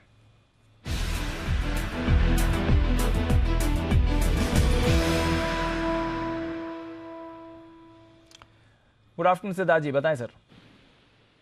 Good afternoon Deep, thank you, आपने मौका दिया। कल का जो सक्सेस था, टेक्नो फंडा जो कॉल दिया था अल्ट्राटेक का 7010 पे, उसका अपडेट है कि वो 7150 का टारगेट था, 7288 का हाई बना दिया, तो टारगेट अचीव हो चुका। और इसी के साथ हिमांशु जी ने और सचिन जी ने भी अल्ट्राटेक पे कॉल दी थी साथ ही साथ में कल, तो उनको भी बधाई। अल्ट्राटेक के बाद आज भी टेक्नो फंडा पिक है यही सेम सेक्टर से, और वो है डालमिया भारत। डालमिया भारत पे खरीदारी की राय है। टेक्निकल टीम जो हमारी है वो एस्पेक्ट ये दे रहे हैं कि रेंज ब्रेकआउट तो 1800 के ऊपर आ गया, bullish cup and handle formation, but यहाँ से फंडामेंटली भी यहाँ पे बहुत मजबूती दिख रही है। पहला टारगेट होगा डालमिया भारत का 2,000 रुपए का, 2000 का, और पोजिशनल फंडामेंटल टारगेट होगा 2160। ये साउथ इंडिया और east India based cement company है जिसकी कैपेसिटी आज 39 मिलियन टन की है, जो बढ़ के 49 मिलियन टन हो जाएगी आने वाले 1-1.5 साल में। 3 से 5,000 करोड़ का केपेक्स करने वाली ये कंपनी आने वाले 2 से 3 सालों में, और नॉर्थ इंडिया और वेस्ट इंडिया में अपना दमखम बढ़ाएगी। तो डालमिया भारत मुझे लगता है कि शॉर्ट टर्म टेक्निकल पर्सपेक्टिव से जो हमारी टीम बता रही है 2000 का टारगेट, और फंडामेंटली अगर आपने पोजिशनली रख लिया तो 2160 का भी टारगेट आ सकता है डालमिया भारत पे। तो मुझे लगता है कि ये टेक्नो फंडा कॉल काफी अच्छी जा रही है, यहाँ पे खरीदारी की जा सकती है 2000 के टारगेट के लिए। 2000 के टारगेट के लिए खरीदारी करें डालमिया भारत, इस पर आपको रखनी है नज़र। लगातार हमारे एक्सपर्ट्स के भी रेडार पर है। और सीमेंट स्टॉक्स एक्शन में इंडिया सीमेंट चार्ट कॉर्नर की कॉल अभी आई थी, जेके सीमेंट की हम बात कर रहे थे थोड़ी देर पहले, ग्रासिम पर श्रीकांत जी की राय आई, और अब डालमिया भारत पर सिद्धार्थ जी का व्यू आते हुए दिख रहा है। शुक्रिया सर हमारे साथ जुड़ने के लिए और अपनी स्पेशल पिक शेयर करने के लिए। 2000 के टारगेट के लिए डालमिया भारत पर रखें नजर। M&M यहाँ पर आपके लिए बिक्री के आंकड़े स्क्रीन पर आते हुए दिख रहे हैं। कुल ट्रैक्टर बिक्री थोड़ी अनुमान से बेहतर ही आती हुई दिख रही है। हमारा अनुमान 27,000 यूनिट का था, उसके सामने 30,500 यूनिट का आया है। कुल बिक्री 58,300 यूनिट की आई है, यहाँ पर हमारा अनुमान 56,100 यूनिट का था। तो कुल बिक्री अनुमान से कम है, बट जो इनका ट्रैक्टर कारोबार है वहाँ पर बिक्री अनुमान से ज़्यादा आती हुई दिख रही है। 30,500 यूनिट्स की ट्रैक्टर की बिक्री हुई है। पिछले साल इसी समय 27,700 यूनिट्स की बिक्री हुई थी, तो वहाँ से भी एक अच्छी बढ़त M&M में ने भी दिखाई है। तो थोड़े मिले जुले बिक्री के आंकड़े M&M की तरफ से आपको आते हुए दिख रहे हैं। बट आइए बाजार के एक दिग्गज पर करना है हमें फोकस, और वो है रिलायंस इंडस्ट्रीज़। कुछ समय पहले एक बढ़िया ब्रेकआउट दिया था, वहाँ से बाजार को अच्छा सहारा भी दे रहा है। कुछ लोग तो अनुमान लगा रहे हैं कि एक नई जोन में जाने के लिए तैयार है रिलायंस, बट क्या सच में ऐसा है? पहले ऊपर जाएगा या फिर गिरावट के भी ट्रेंड्स आ सकते हैं bull versus bear Reliance Industries पर। और हमारे साथ तैयार हैं नुपुर और साथ ही आशीष बात करने के लिए कि माफ कीजिए वरुण, ये तो वरुण का ही स्टॉक है बल्कि इनफैक्ट। और वरुण, हर बार की तरह इस पर भी इसमें भी बेयर है आप? इस बार भी मुझे बेयर बना दिया गया है, नुपुर जी बुल बनी है। चलिए तो बुल से करते हैं शुरुआत, क्योंकि स्टॉक भी थोड़ा मोमेंटम में रहा है। नुपुर बताएं। बिल्कुल, स्टॉक काफी मोमेंटम में रहा है और आज सुबह हमने देखा कि ब्रोकरेज हाउस की तरफ से टारगेट अपग्रेड भी आया है स्टॉक पे। और इस रैली की भी बात करें तो इस स्टॉक से काफी कंट्रीब्यूशन आते दिखा है। इस हफ्ते ये स्टॉक करीबन 7% ऊपर होगा। इस साल में इस स्टॉक ने करीबन 15.5% का रिटर्न दिया। अब ब्रोकरेज हाउस और सबका यही मानना है कि जिस हिसाब से सिंगापुर GRM है उसमें गिरावट होती दिखी है। अगर उस पर बात करें तो जो एक्सपोर्ट ड्यूटी है अब उसे हटाने की पूरी कोशिश होगी और हो सकता है कि अगर एक्सपोर्ट ड्यूटी हटती है तो कंपनी के जो मार्जिन्स है वहाँ पे काफ़ी इंप्रूवमेंट आते दिखेगा। जैसे कि हमने थोड़ा टाइम पहले देखा था कि जो एक्सपोर्ट ड्यूटी स्टील पर थी वो विड्रॉ की गई थी क्योंकि वहाँ पे प्राइसेस करीबन 24% से घटे थे उनके पीक लेवल से। वैसा ही कुछ हाल सिंगापुर GRM का, और अगर ये प्राइस कम होते हैं यहाँ से तो एक्सपोर्ट ड्यूटी के पूरे चांसेस है कि वो हटा दी जाएगी और मार्जिन काफ़ी इंप्रूव होंगे। देखिए, एक्सपोर्ट ड्यूटी हटाना ये एक अनसर्टेनिटी है, हटेगी नहीं हटेगी ये तो सरकार ही बता सकती है, और ये सबसे बड़ी अनसर्टेनिटी है जो इस स्टॉक पे हमेशा रहेगी। और वैसे भी एक्सपोर्ट ड्यूटी जो है या फिर विंडफॉल टैक्स गेन जो हम बोलते हैं वो हटेगी कब? जब कच्चे तेल का दाम गिरेगा। अगर कच्चे तेल का दाम यहाँ से और गिरता है, GRMs और गिरते हैं, तो फंडामेंटली इन कंपनीज के लिए वैसे भी खराब ही है। तो डबल वैमी है, या तो एक्सपोर्ट ड्यूटी घट जाए तो इनको सोच रहे हैं कि फायदा होगा, लेकिन वो तब होगा जब GRM घटेंगे। तो दोनों तरफ से अगर आप देखेंगे तो इनके लिए तो नेगेटिव ही है। इनके लिए नेगेटिव है या ये पता नहीं, लेकिन अगर आपने फंडामेंटल्स की बात की तो स्टॉक पे देखे तो काफ़ी डाइवर्सिफाइड बिजनेस है कंपनी का। चाहे वो जियो का बिजनेस हो, रिटेल का बिजनेस हो, कंपनी अपना काफ़ी हद तक इन्वेस्टमेंट 5G की तरफ भी करी और काफ़ी अगर दूसरे प्लेयर से भी कंपेयर करें तो काफ़ी स्ट्रॉन्ग प्रेजेंस आती है यहाँ पर भी। इनफैक्ट उनका जो ग्रीन एनर्जी की तरफ रुख बढ़ा है वो भी काफ़ी ज़्यादा है, काफ़ी इन्वेस्टमेंट्स किए कंपनी ने और जिसके रिजल्ट आने वाले कुछ सालों में दिखेंगे। डेफिनेटली काफ़ी डाइवर्सिफाइड कारोबार है इनका, लेकिन कुछ ज़्यादा ही डाइवर्सिफाइड कारोबार है, ये सबसे बड़ी दिक्कत की बात है। और डाइवर्सिफाइड कारोबार होने का एक बड़ा नुकसान ये होता है कि आपके जो फ्री कैश फ्लो जनरेट होने हैं उसमें देरी आती है, और ये इस कंपनी के लिए सबसे बड़ी दिक्कत की बात है, जो कि एनालिस्ट भी साइड कर रहे हैं कि फ्री कैश फ्लो जो है वो शायद इस कंपनी का और डिले होते हुए नजर आ सकता है। वैसे भी डिजिटल कारोबार जो इन्होंने शुरू किया उसमें आरपूस में उस तरह की बढ़ोतरी नहीं देखने मिली जिस तरह की बढ़ोतरी का अनुमान था, और कहीं ना कहीं उससे भी लोगों को थोड़ी बहुत निराशा ही है। तो डाइवर्सिफिकेशन अच्छा है, लेकिन ओवर डाइवर्सिफिकेशन जो है वो फंडामेंटल्स को खराब कर देता है। डाइवर्सिफिकेशन अच्छा है और आरपो की बात हुई है तो वहाँ पे भी अब कंपनी ने जिस हिसाब से प्राइसेस बढ़ाना शुरू किए तो वहाँ भी इंप्रूवमेंट आएगा। और फाइनेंशियल्स की बात करें तो काफ़ी कंसिस्टेंसी रहती है कंपनी के फाइनेंशियल्स में, और पिछले 5 साल का भी अगर डेटा निकाल के देखें और रेवेन्यूज़ की बात करें तो कंपाउंडेड बेसिस पे करीबन 18% की ग्रोथ आती है टॉप लाइन पे। मार्जिन भी देखें तो कंपनी मेनटेन रखती है 15 to 16%, और रिटेल में तो काफ़ी स्ट्रॉन्ग मार्जिन आते हैं कंपनी के, और जो मुनाफा होता है वहाँ पर भी कंपाउंडेड ग्रोथ करीबन 14% की रही है पिछले 5 साल में। डेफिनेटली ग्रोथ इस कंपनी ने डिलीवर की है, लेकिन एक दिक्कत की बात इस कंपनी के साथ है और वो है जियोपॉलिटिकल टेंशन। आप देख रहे हैं किस तरह से ग्लोबली हालात खराब है, उसका एक इम्पैक्ट जो है आपको रिलायंस इंडस्ट्रीज पे साफ देखने मिलता है, खासकर इन कंपनी के ऑयल एंड गैस कारोबार पे, जो कि हाल फिलहाल में हमने देखा भी है। जहां तक घरेलू कारोबार का बात है जिसके ऊपर सबके सब सबसे ज्यादा बुलिश है जियो का कारोबार, वहां अगर आप देखेंगे तो कॉम्पिटिशन तगड़ा है। अब देखिए भारतीय एयरटेल स्टेप बाय स्टेप किस तरह से मार्केट शेयर गेन करते जा रहा है, कहीं ना कहीं ये कंपनी के लिए वो दिक्कत की बात हो सकती है। और वैसे भी आप देखेंगे तो जियो में कंपनी ने प्रॉमिस किया था कि सबसे सस्ता हम देंगे, यानी कि प्रीमियम पे तो कभी पहुंच नहीं पाएंगे। सस्ते की भी बात करते हो आप, मार्जिन्स की भी बात करते हो, तो मैं मार्जिन्स का पॉइंट उठा लेती हूँ यहाँ पर। जिस हिसाब से ग्लोबल का भी आपने पॉइंट बोला तो वहाँ पे जो डीजल्स की स्प्रेड है वो काफ़ी एलिवेटेड लेवल्स पे, और जो इन्वेंट्री है वो काफ़ी लो लेवल पे, तो एक काफ़ी पॉजिटिव पॉइंट आता है। और जेफरीज का भी यही मानना है कि आने वाले क्वार्टर्स में इससे काफ़ी बूस्ट मिलेगा कंपनी के एबिटा मार्जिन को, करीबन 5% की सीधी सीधी ग्रोथ यहाँ से दिखेगी। इसीलिए उन्होंने कंपनी के ऊपर जो लक्ष्य उनका बढ़ाया है, और टारगेट उनका फिलहाल 3100 का है स्टॉक पर। लेकिन देखिए मैक्वेरी का टारगेट देखिए 2000 रुपए का है, यानी कि यहाँ से करीब 600-700 रुपए के आसपास के डाउनसाइड जो है मैक्वेरी देख रहा है, अंडर परफॉर्मर का कॉल दे रहा है, और मैक्वेरी को आप इग्नोर नहीं कर सकते। पेटीएम पे 450 का टारगेट इन्होंने दिया था और आपने देखा पेटीएम का हाल क्या हुआ है। रिलायंस का सपोर्ट बहुत जरूरी है वरुण, इस बुलरन को अगर आप सस्टेन करें। हर बार आपकी बात मान ली तो कोई भी स्टॉक ऊपर नहीं जाएगा इस बाजार में, बट 2000 का टारगेट कुछ ज़्यादा ही दूर हो जाता है कंसिडरिंग 2700 पर है रिलायंस। आई थिंक इन्होंने रिसेंटली वो पीवीसी के प्राइसेस में भी बढ़ोतरी की है, लंबे समय बाद वहाँ पर बढ़ोतरी की है। तो फिलहाल तो सब कुछ रिलायंस के लिए ठीक ठाक दिख रहा है। बट नजर रखेंगे इस काउंटर पर। आइए, 2:45 बज चुके हैं और वक्त है स्वागत करने का भसीन साहब का, भसीन के हसीन शेयर्स के लिए।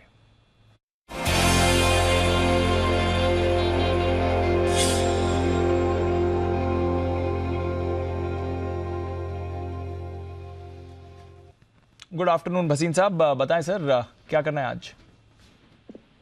पहले आपको अपडेट दे दूं, अंबुजा, अल्ट्राटेक, डालमिया भारत, जी, IDFC first, Bosch, Balkrishna industry, Bharti सुबह दिया था, सारे टारगेट हो गए, तो प्रॉफिट लेना भूलना मत। मार्केट वॉलेटाइल है, इंडेक्स में आप देख रहे हैं प्रीमियम है, लेकिन दोनों तरफ से आपको बच के भी रहना, प्रॉफिट भी घर ले जाना है। दीपांशु जी, अब आपके लिए 2 नहीं 3 पिक्स हैं, आप कहे तो मैं शुरू करूं। जी सर, भसीन साहब प्लीज बताएं। तो देखिए, ऑटोज में बहुत तेजी है, and now the next bellwether will be Europe as far as autos goes. So I am taking an underperforming stock Motherson. मैंने ये 115 रुपए में कम बोनस कहा था, 75 का भाव, 74 रुपीज में you can't but make money in Motherson. Motherson is headed to 90। अभी आप 74 रुपए में लीजिए। 82 का पहला टारगेट, 85 का दूसरा target, stop loss of 71। Second pick, I think all insurance companies have been re-rated except Bajaj Finserv, which is not only insurance, it is insurance, AIF and the mutual fund business all in hand.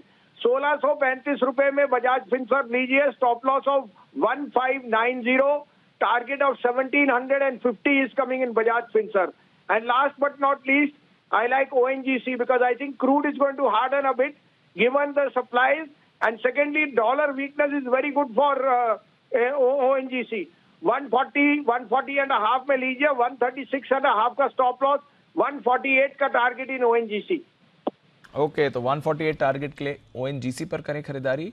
Bajaj Finserv 1750 का target, 1590 का stop loss, और मदरसन, संवर्धना मदरसन यहाँ पर करें खरीदारी, 82 का target, 85 का stop loss. 3 बेहतरीन कॉल्स भसीन साहब की तरफ से। शुक्रिया सर हमारे साथ जुड़ने के लिए। कल सुबह आपसे फिर से करेंगे मुलाकात। आइए, एक बिगुल चार्ट कॉर्नर का राकेश जी कुणाल जी के लिए।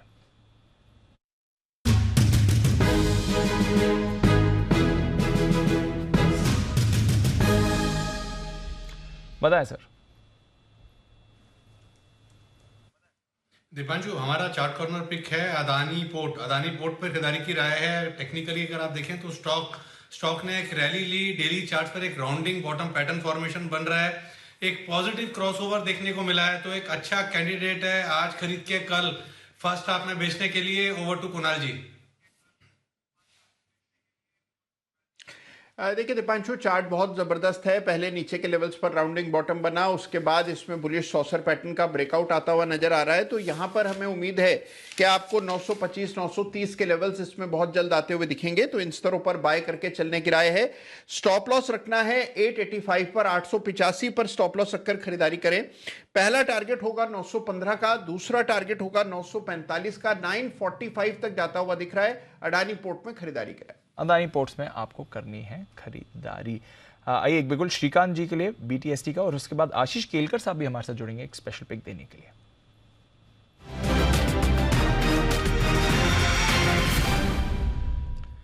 बताएं श्रीकांत जी।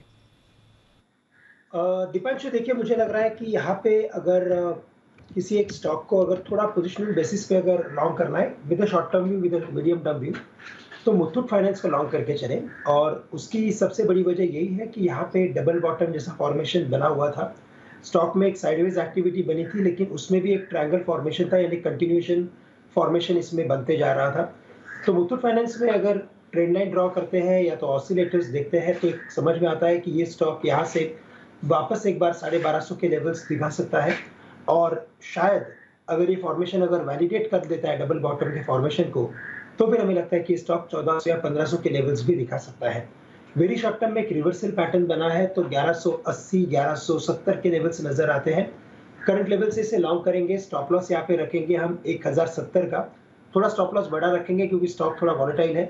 लेकिन अगर आप इंटरनेशनली भी अगर गोल्ड के प्राइस को देखते हो या डॉलर इंडेक्स को देखते हो, तो ये क्लियरली इंडिकेट करता है कि आने वाले दिनों में गोल्ड परफॉर्म करते हुए नजर आएगा, और उसके पीछे मुथूट फाइनेंस, मन्नापुरम फाइनेंस, यहाँ पे भी तेजी बनेगी। ओके, तो मुथूट और मन्नापुरम यहाँ पर करें खरीदारी। फिलहाल मुथूट पर राय है श्रीकांत जी की तरफ से 1170 और 1180 के टारगेट्स के लिए। बड़े टारगेट्स यहाँ पर आपको आते हुए दिख रहे हैं। आशीष केलकर साहब भी हमारे साथ तैयार करते हैं, उनका स्वागत एक स्पेशल पिक के लिए।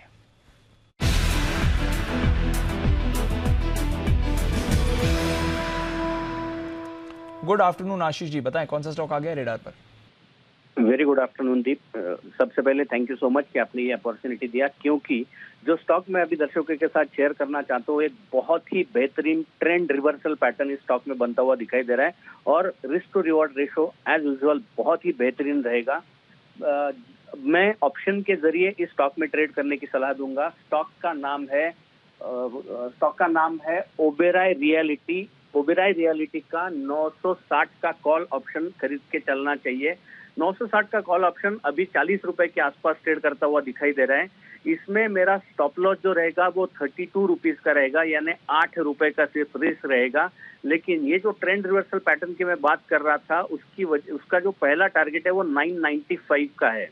995 का टारगेट अगर हमारा स्पॉट में कल तक अचीव होता है, और ये टारगेट कल तक आने की संभावना है, कल तक अचीव होता है, तो ये जो ऑप्शन अभी 40 रुपीज के आसपास हम बात कर रहे हैं उसका जो टारगेट रहेगा वो पहला टारगेट इसका कम से कम 75 रुपीज का होगा। बहुत ही बेहतरीन रिस्क टू रिवॉर्ड रेशो इस ऑप्शन में मिलता हुआ हमें देख पाएंगे। स्टॉप लॉस को धीरे धीरे ट्रेल करेंगे और अपना लॉस मिनिमाइज करेंगे और उसके बाद प्रॉफिट बढ़ाते जाएंगे।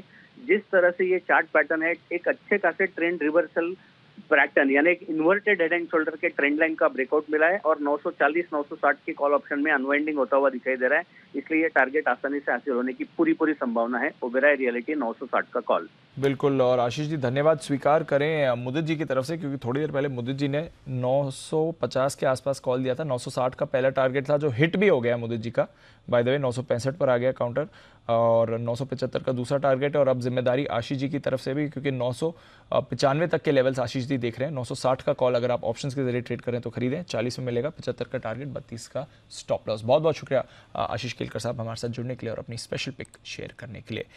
निफ्टी के निशानेबाज नितिन मुरार का भी हमारे साथ हैं तैयार, करते हैं उनका स्वागत।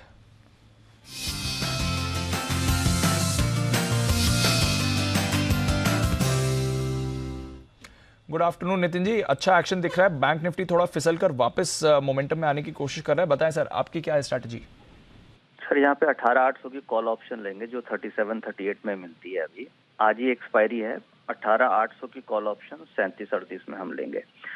अब मार्केट में थोड़ी देर पहले करेक्शन आई, फिर वापस बाउंस हुआ।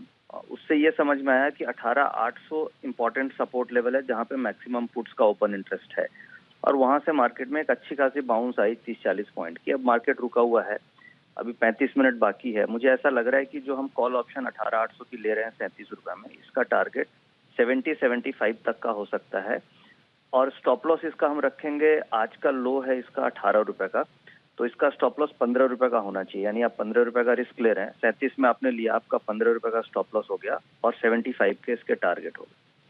ओके, तो 75 के टारगेट के लिए खरीदारी करें। निफ्टी 18,800 के कॉल का वापस मोमेंटम में बाजार नितिन जी को आते हुए दिख रहा है। नितिन जी बैंक निफ्टी पर कोई राय, क्योंकि थोड़ा वॉलेटाइल ज्यादा आज हो रहा है बैंक निफ्टी?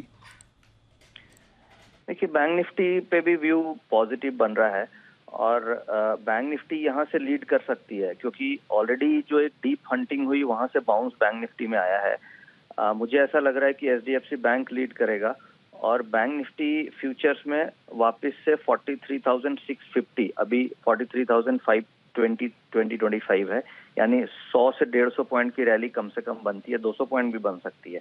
तो बैंक निफ्टी में भी है, आप call option eight the money लेकर के चल सकते हैं बैंक निफ्टी में, और निफ्टी की कॉल ऑप्शन मैंने अभी दी है आपको 18,800। तो ये है आपके लिए निफ्टी और बैंक निफ्टी पर आए, और निफ्टी में थोड़ा ज़्यादा भरोसा है, 18,800 की कॉल खरीद कर चलें। ये है नितिन मुरार का साहब का व्यू। अच्छा मोमेंटम यहाँ पर आ सकता है। शुक्रिया सर हमारे साथ जुड़ने के लिए और ये कॉल शेयर करने के लिए। आइए आगे बढ़ते हैं और थोड़े और स्टॉक स्पेसिफिक एक्शन की बात करते हैं। और टेक्सटाइल शेयर्स में आपको फोकस करना चाहिए, स्पेशली वो वाली कंपनीज जो यान, कॉटन का यान जो होता है उससे जुड़ी हुई हैं। यहाँ पर आपको शेयरों में अच्छा एक्शन, इनफैक्ट तूफानी एक्शन आते हुए दिख रहा है। क्या है वजह, जानते हैं अरमान के साथ। अरमान बताइए क्या चल रहा है यहाँ पर? देखिए, एक सबसे इंपॉर्टेंट चीज़, इस चीज़ को समझने के लिए पहले हमें ये समझना होगा कि Q2 में दिक्कत क्या थी।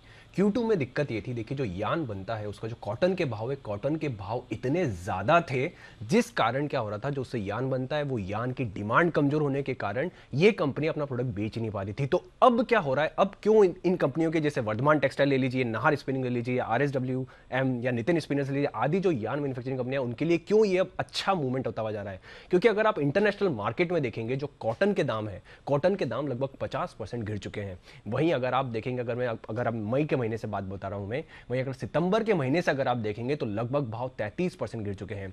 वर्धमान टेक्सटाइल की अगर बात करें, अर्निंग्स कॉल में उन्होंने स्पेशल अच्छी चीज हाईलाइट करी थी, ये चीज हाईलाइट करी थी कि उन्होंने जो हमारा इंटरनेशनल प्राइजेस हैं और जो डोमेस्टिक प्राइजेस हैं, वहां पर जो डिफरेंस के चलते क्या हो रहा था, जो हम एक्सपोर्ट करते थे वहां पर भी लगभग 70% की कटौती आ गई थी। पर अब जो जिस समय जो इंटरनेशनल प्राइसेस और डोमेस्टिक प्राइसेस में जो 30% का डिफरेंस था, वो धीरे धीरे घटता जा रहा है और अब घटकर सिर्फ 15% ही रह गया है। तो जितने भी जो हमारे जो चैनल चेक कर रहे हैं, वो चीज क्लियरली बोल रहे हैं कि ये जो गिरावट हुई है, उससे इन कंपनियों को बहुत ज्यादा और आने वाले समय में बढ़िया फायदा हो सकता है, क्योंकि एक तो इनके डिमांड में सुधार आएगा, उसी के साथ साथ जो हो सकता है, क्योंकि इनके जो मार्जिन है, क्योंकि जो यान कॉटन से बनता है, कॉटन के दाम जिस तेजी से घट रहे हैं, उस तेजी से यान के दाम नहीं घट रहे हैं, तो इस कारण मार्जिन्स भी इनके हो सकता है इंप्रूवमेंट होते हुए दिखे। आपको अगर पिछले एक हफ्ते के अगर आप रिटर्न देखेंगे तो नाहर स्पिनिंग में 16%, नितिन स्पिनर्स में 13%, RSWM 12%, DCM Novelle 11%, Arvind limited 7%, Vardhman textile में भी लगभग 6% की बढ़ोतरी है। तो ओवरऑल Q2 जो इनका वर्स्ट क्वार्टर रहा, क्योंकि एक तो इनको दो तरीके से दिक्कत देखी, एक तो रॉ मटेरियल भाव इतने ज्यादा थे, तो इनकी जो अंडर यूटिलाइज्ड कैपेसिटी थी, जितना भी वो यान बना रहे थे वो ऑलमोस्ट अनयूटिलाइज था, क्योंकि इस प्राइस पे बिक ही नहीं रहा था। और दूसरा जो एक्सपोर्ट से दिक्कतें आ रही थी, तो एक्सपोर्ट में भी माल नहीं बिक रहा था, तो वो भी डोमेस्टिक में आ गया, तो उस कारण भी प्राइसेस का दबाव हुआ। तो अब ये चीजें हैं जो ठीक होती हुई दिख रही है, क्योंकि अब कॉटन के दाम बहुत कम हो गए हैं और इंटरनेशनल पैरिटी से होते जा रहे हैं अब धीरे धीरे। तो इन यान बनाने वाली कंपनी इनके लिए डेफिनेटली फायदा है, क्योंकि एक तो डिमांड भी अच्छी सुधर रही है, और अब क्योंकि प्राइसेस कम हो गए तो हम एक्सपोर्ट के लिए भी कॉम्पिटिटिव हो गए। राइट, तो दोनों तरफ से फायदा, दोनों तरफ से। बिल्कुल। जैन साहब, टेक्सटाइल्स में ये यान कंपनीज रेडार पर है, Nahar spinning, Nitin spinners, RSWM, DCM novel? नहीं, सारी है, एक के बाद एक, और अरमान ने सही एकदम एनालिसिस दी। और मैं इनफैक्ट लास्ट वीक फ्राइडे को मैंने वर्धमान टेक्सटाइल्स भी दिया था, शायद फ्राइडे के इवनिंग शो में जो मैं देता हूँ वीकली पिक्स में, वहां पे मैंने वर्धमान टेक्सटाइल्स दिया था, और वो मैं उस बार कैश मार्केट का एक स्पेशल इंट्राडे पिक के तौर पे भी। तो बेसिकली RSWM हो या नितिन स्पिनर्स हो, Nitin spinner one of my favourites है, मैं कहा 2 डिजिट में 12 रुपए के लेवल से रेकमेंड करते हुए, और उसके बाद कई सारे एक्शंस भी हो गए। सो अगेन बहुत बढ़िया चल रही है स्टॉक, और मुझे लगता है कि फंडामेंटली भी बहुत, अगर सबसे बढ़िया अगर देखें तो VTL और नितिन स्पिनर ये टॉप पिक में रहेंगे मेरे। बाकी ये सेक्टर में जो OPMs के ऊपर जो प्रेशर पड़ा इनका, मतलब पिछले सितंबर में 25% तक का OPMs था, 2-3-4 क्वार्टर, पिछले 2 क्वार्टर से खराब चल रहे हैं 11% के लगभग, और अब जो एनालिसिस आ रही है, और अब मुझे लगता है कि ये सारे के सारे बॉटम आउट हो गए। और इन कंपनियों ने एक चीज अच्छी की है, नितिन स्पिनर ने अपने डेट्स को रिड्यूस किया है, जो कि खराब समय पे अगर आप बेहतर चीजें कर लो तो ज्यादा अच्छा है। So I think it will do very well, और बिल्कुल अच्छा खासा करेक्टेड है, सारे स्टॉक से करेक्टेड है, डाउनसाइड कम दिखती है, जो होना होगा वो अच्छा ही होगा, क्योंकि जो रॉ मटेरियल है या क्रूड मटेरियल्स है, उन सब की जो प्राइसिंग को लेकर जो इश्यूज आ रहे थे रॉ मटेरियल प्राइसेस को लेकर, वो धीरे धीरे अब सबड्यूड हो रहे हैं, भले वो क्रूड ऑयल हो या दूसरी सारी चीजें हो, सॉफ्ट कमोडिटीज हो, हार्ड कमोडिटीज हो, सब में कहीं ना कहीं गिरावट आ रही है। So I think it's a good time to buy the stocks, और इन लेवल्स पे आप नितिन स्पिनर को ले सकते हैं। और दूसरा मैं डिस्क्लेमर देना चाहता हूँ, ये सारे स्टॉक्स हमने पहले भी रेकमेंड किया चैनल पे, और क्लाइंट्स को भी रेकमेंड किए हुए हैं। So it's safe to assume that it is a recommended stock.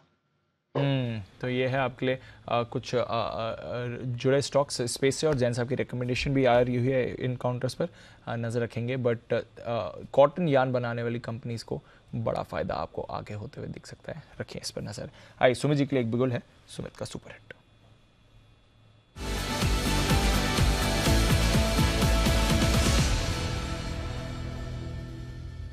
बताएं सर। दीपांशु, बाय का स्टॉक रडार पे है। फाइनेंशियल स्टॉक्स में एक एक करके मोमेंटम देखने को मिल रहा है। जो स्टॉक मेरे रडार पे है उसका अभी भाव चल रहा है 220 रुपया 5 पैसा। स्टॉक का नाम है Mahindra and Mahindra finance. M&M finance के अंदर मोमेंटम बिल्डअप हो रहा है। स्टॉक ने तेजी का ट्रेंड पकड़ा है। स्टॉक पिछले कुछ दिनों से तेजी का मूव दिखा रहा है, और आज स्टॉक के अंदर वापस एक स्ट्रॉन्ग कैंडल फॉर्म हो रही है, जिसको देखते हुए मुझे लगता है कि स्टॉक यहां से ऊपर में 225 रुपए, 230 रुपए ये लेवल इमीडिएटली शॉर्ट टर्म में ट्रेडिंग के लिहाज से 2-4 दिनों के अंदर दिखा सकता है। जिन्होंने पोजीशंस बनाई है वो लोग होल्ड करें। यहाँ पे फ्रेश खरीदारी करें ट्रेडिंग के लिहाज से। नीचे के अंदर स्टॉक का जो सपोर्ट बन रहा है 216 रुपए 215 रुपए के पास बन रहा है, तो 215 के स्टॉप लॉस से खरीदारी करके चलने का सलाह रहेगा। ऊपर में टारगेट बनेंगे 225 रुपए से लेके 230 रुपए तक के। 2-4 दिनों का ये ट्रेड है, खरीदारी करें 215 के स्टॉप लॉस से। 25 230 का टारगेट, 215 का स्टॉप लॉस। M&M फाइनेंस इस पर रखनी है आपको नजर। एक्शन में ये काउंटर आते हुए दिख सकता है। स्टॉक भी आपको मूव दिखा रहा है और मूव अच्छी वाली इस पर आपको बनती हुई दिखेगी। PNB पर एक अच्छी मूव आ रही है। जरा PNB का चार्ट पुल अप करें। वैसे तो वायदा कारोबार के बैन में है, बट अच्छी मूव इस पर आती हुई दिख रही है। अभी एक बढ़िया स्पाइक भी आपको PNB के चार्ट में दिखा है। रेडार पर रखिएगा, थोड़ा एक्टिव ये काउंटर हो रहा है। LNT भी थोड़ा आपको एक्टिव होते हुए दिख रहा है। आज लाइफ हाई बनाया था सुबह, किरण जी से हम इसके बारे में बात कर रहे थे।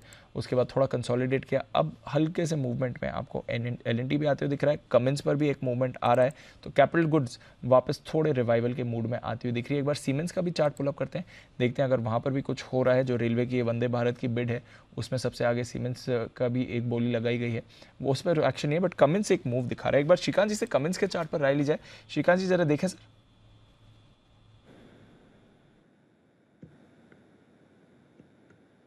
बिल्कुल दीपांशु, देखिए अगर कमिंस की अगर बात करें तो मुझे एक ही बात समझ में आती है कि यहाँ पे लगातार राइजिंग टॉप राइजिंग बॉटम की सीरीज बनी है। कई बार इसने कंटिन्यूएशन फॉर्मेशन बनाया है। दैट मीन्स कि ये स्टॉक 1500 या 1600 पे भी जाने के बाद मुझे लगता है कि और बढ़ सकता है। ये इसमें और अच्छे रिटर्न्स बनने की बिल्कुल गुंजाइश है।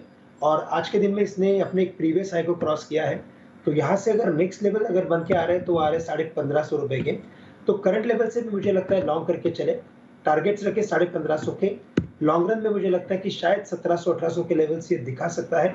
और शॉर्ट टर्म में अगर स्टॉप लॉस अगर कुछ रखना है तो यहाँ पे हम रखेंगे स्टॉप लॉस अराउंड 1380 का। तो 50 रुपए का स्टॉप लॉस रखें, क्योंकि मार्केट एक क्रूशियल लेवल पे आ चुका है।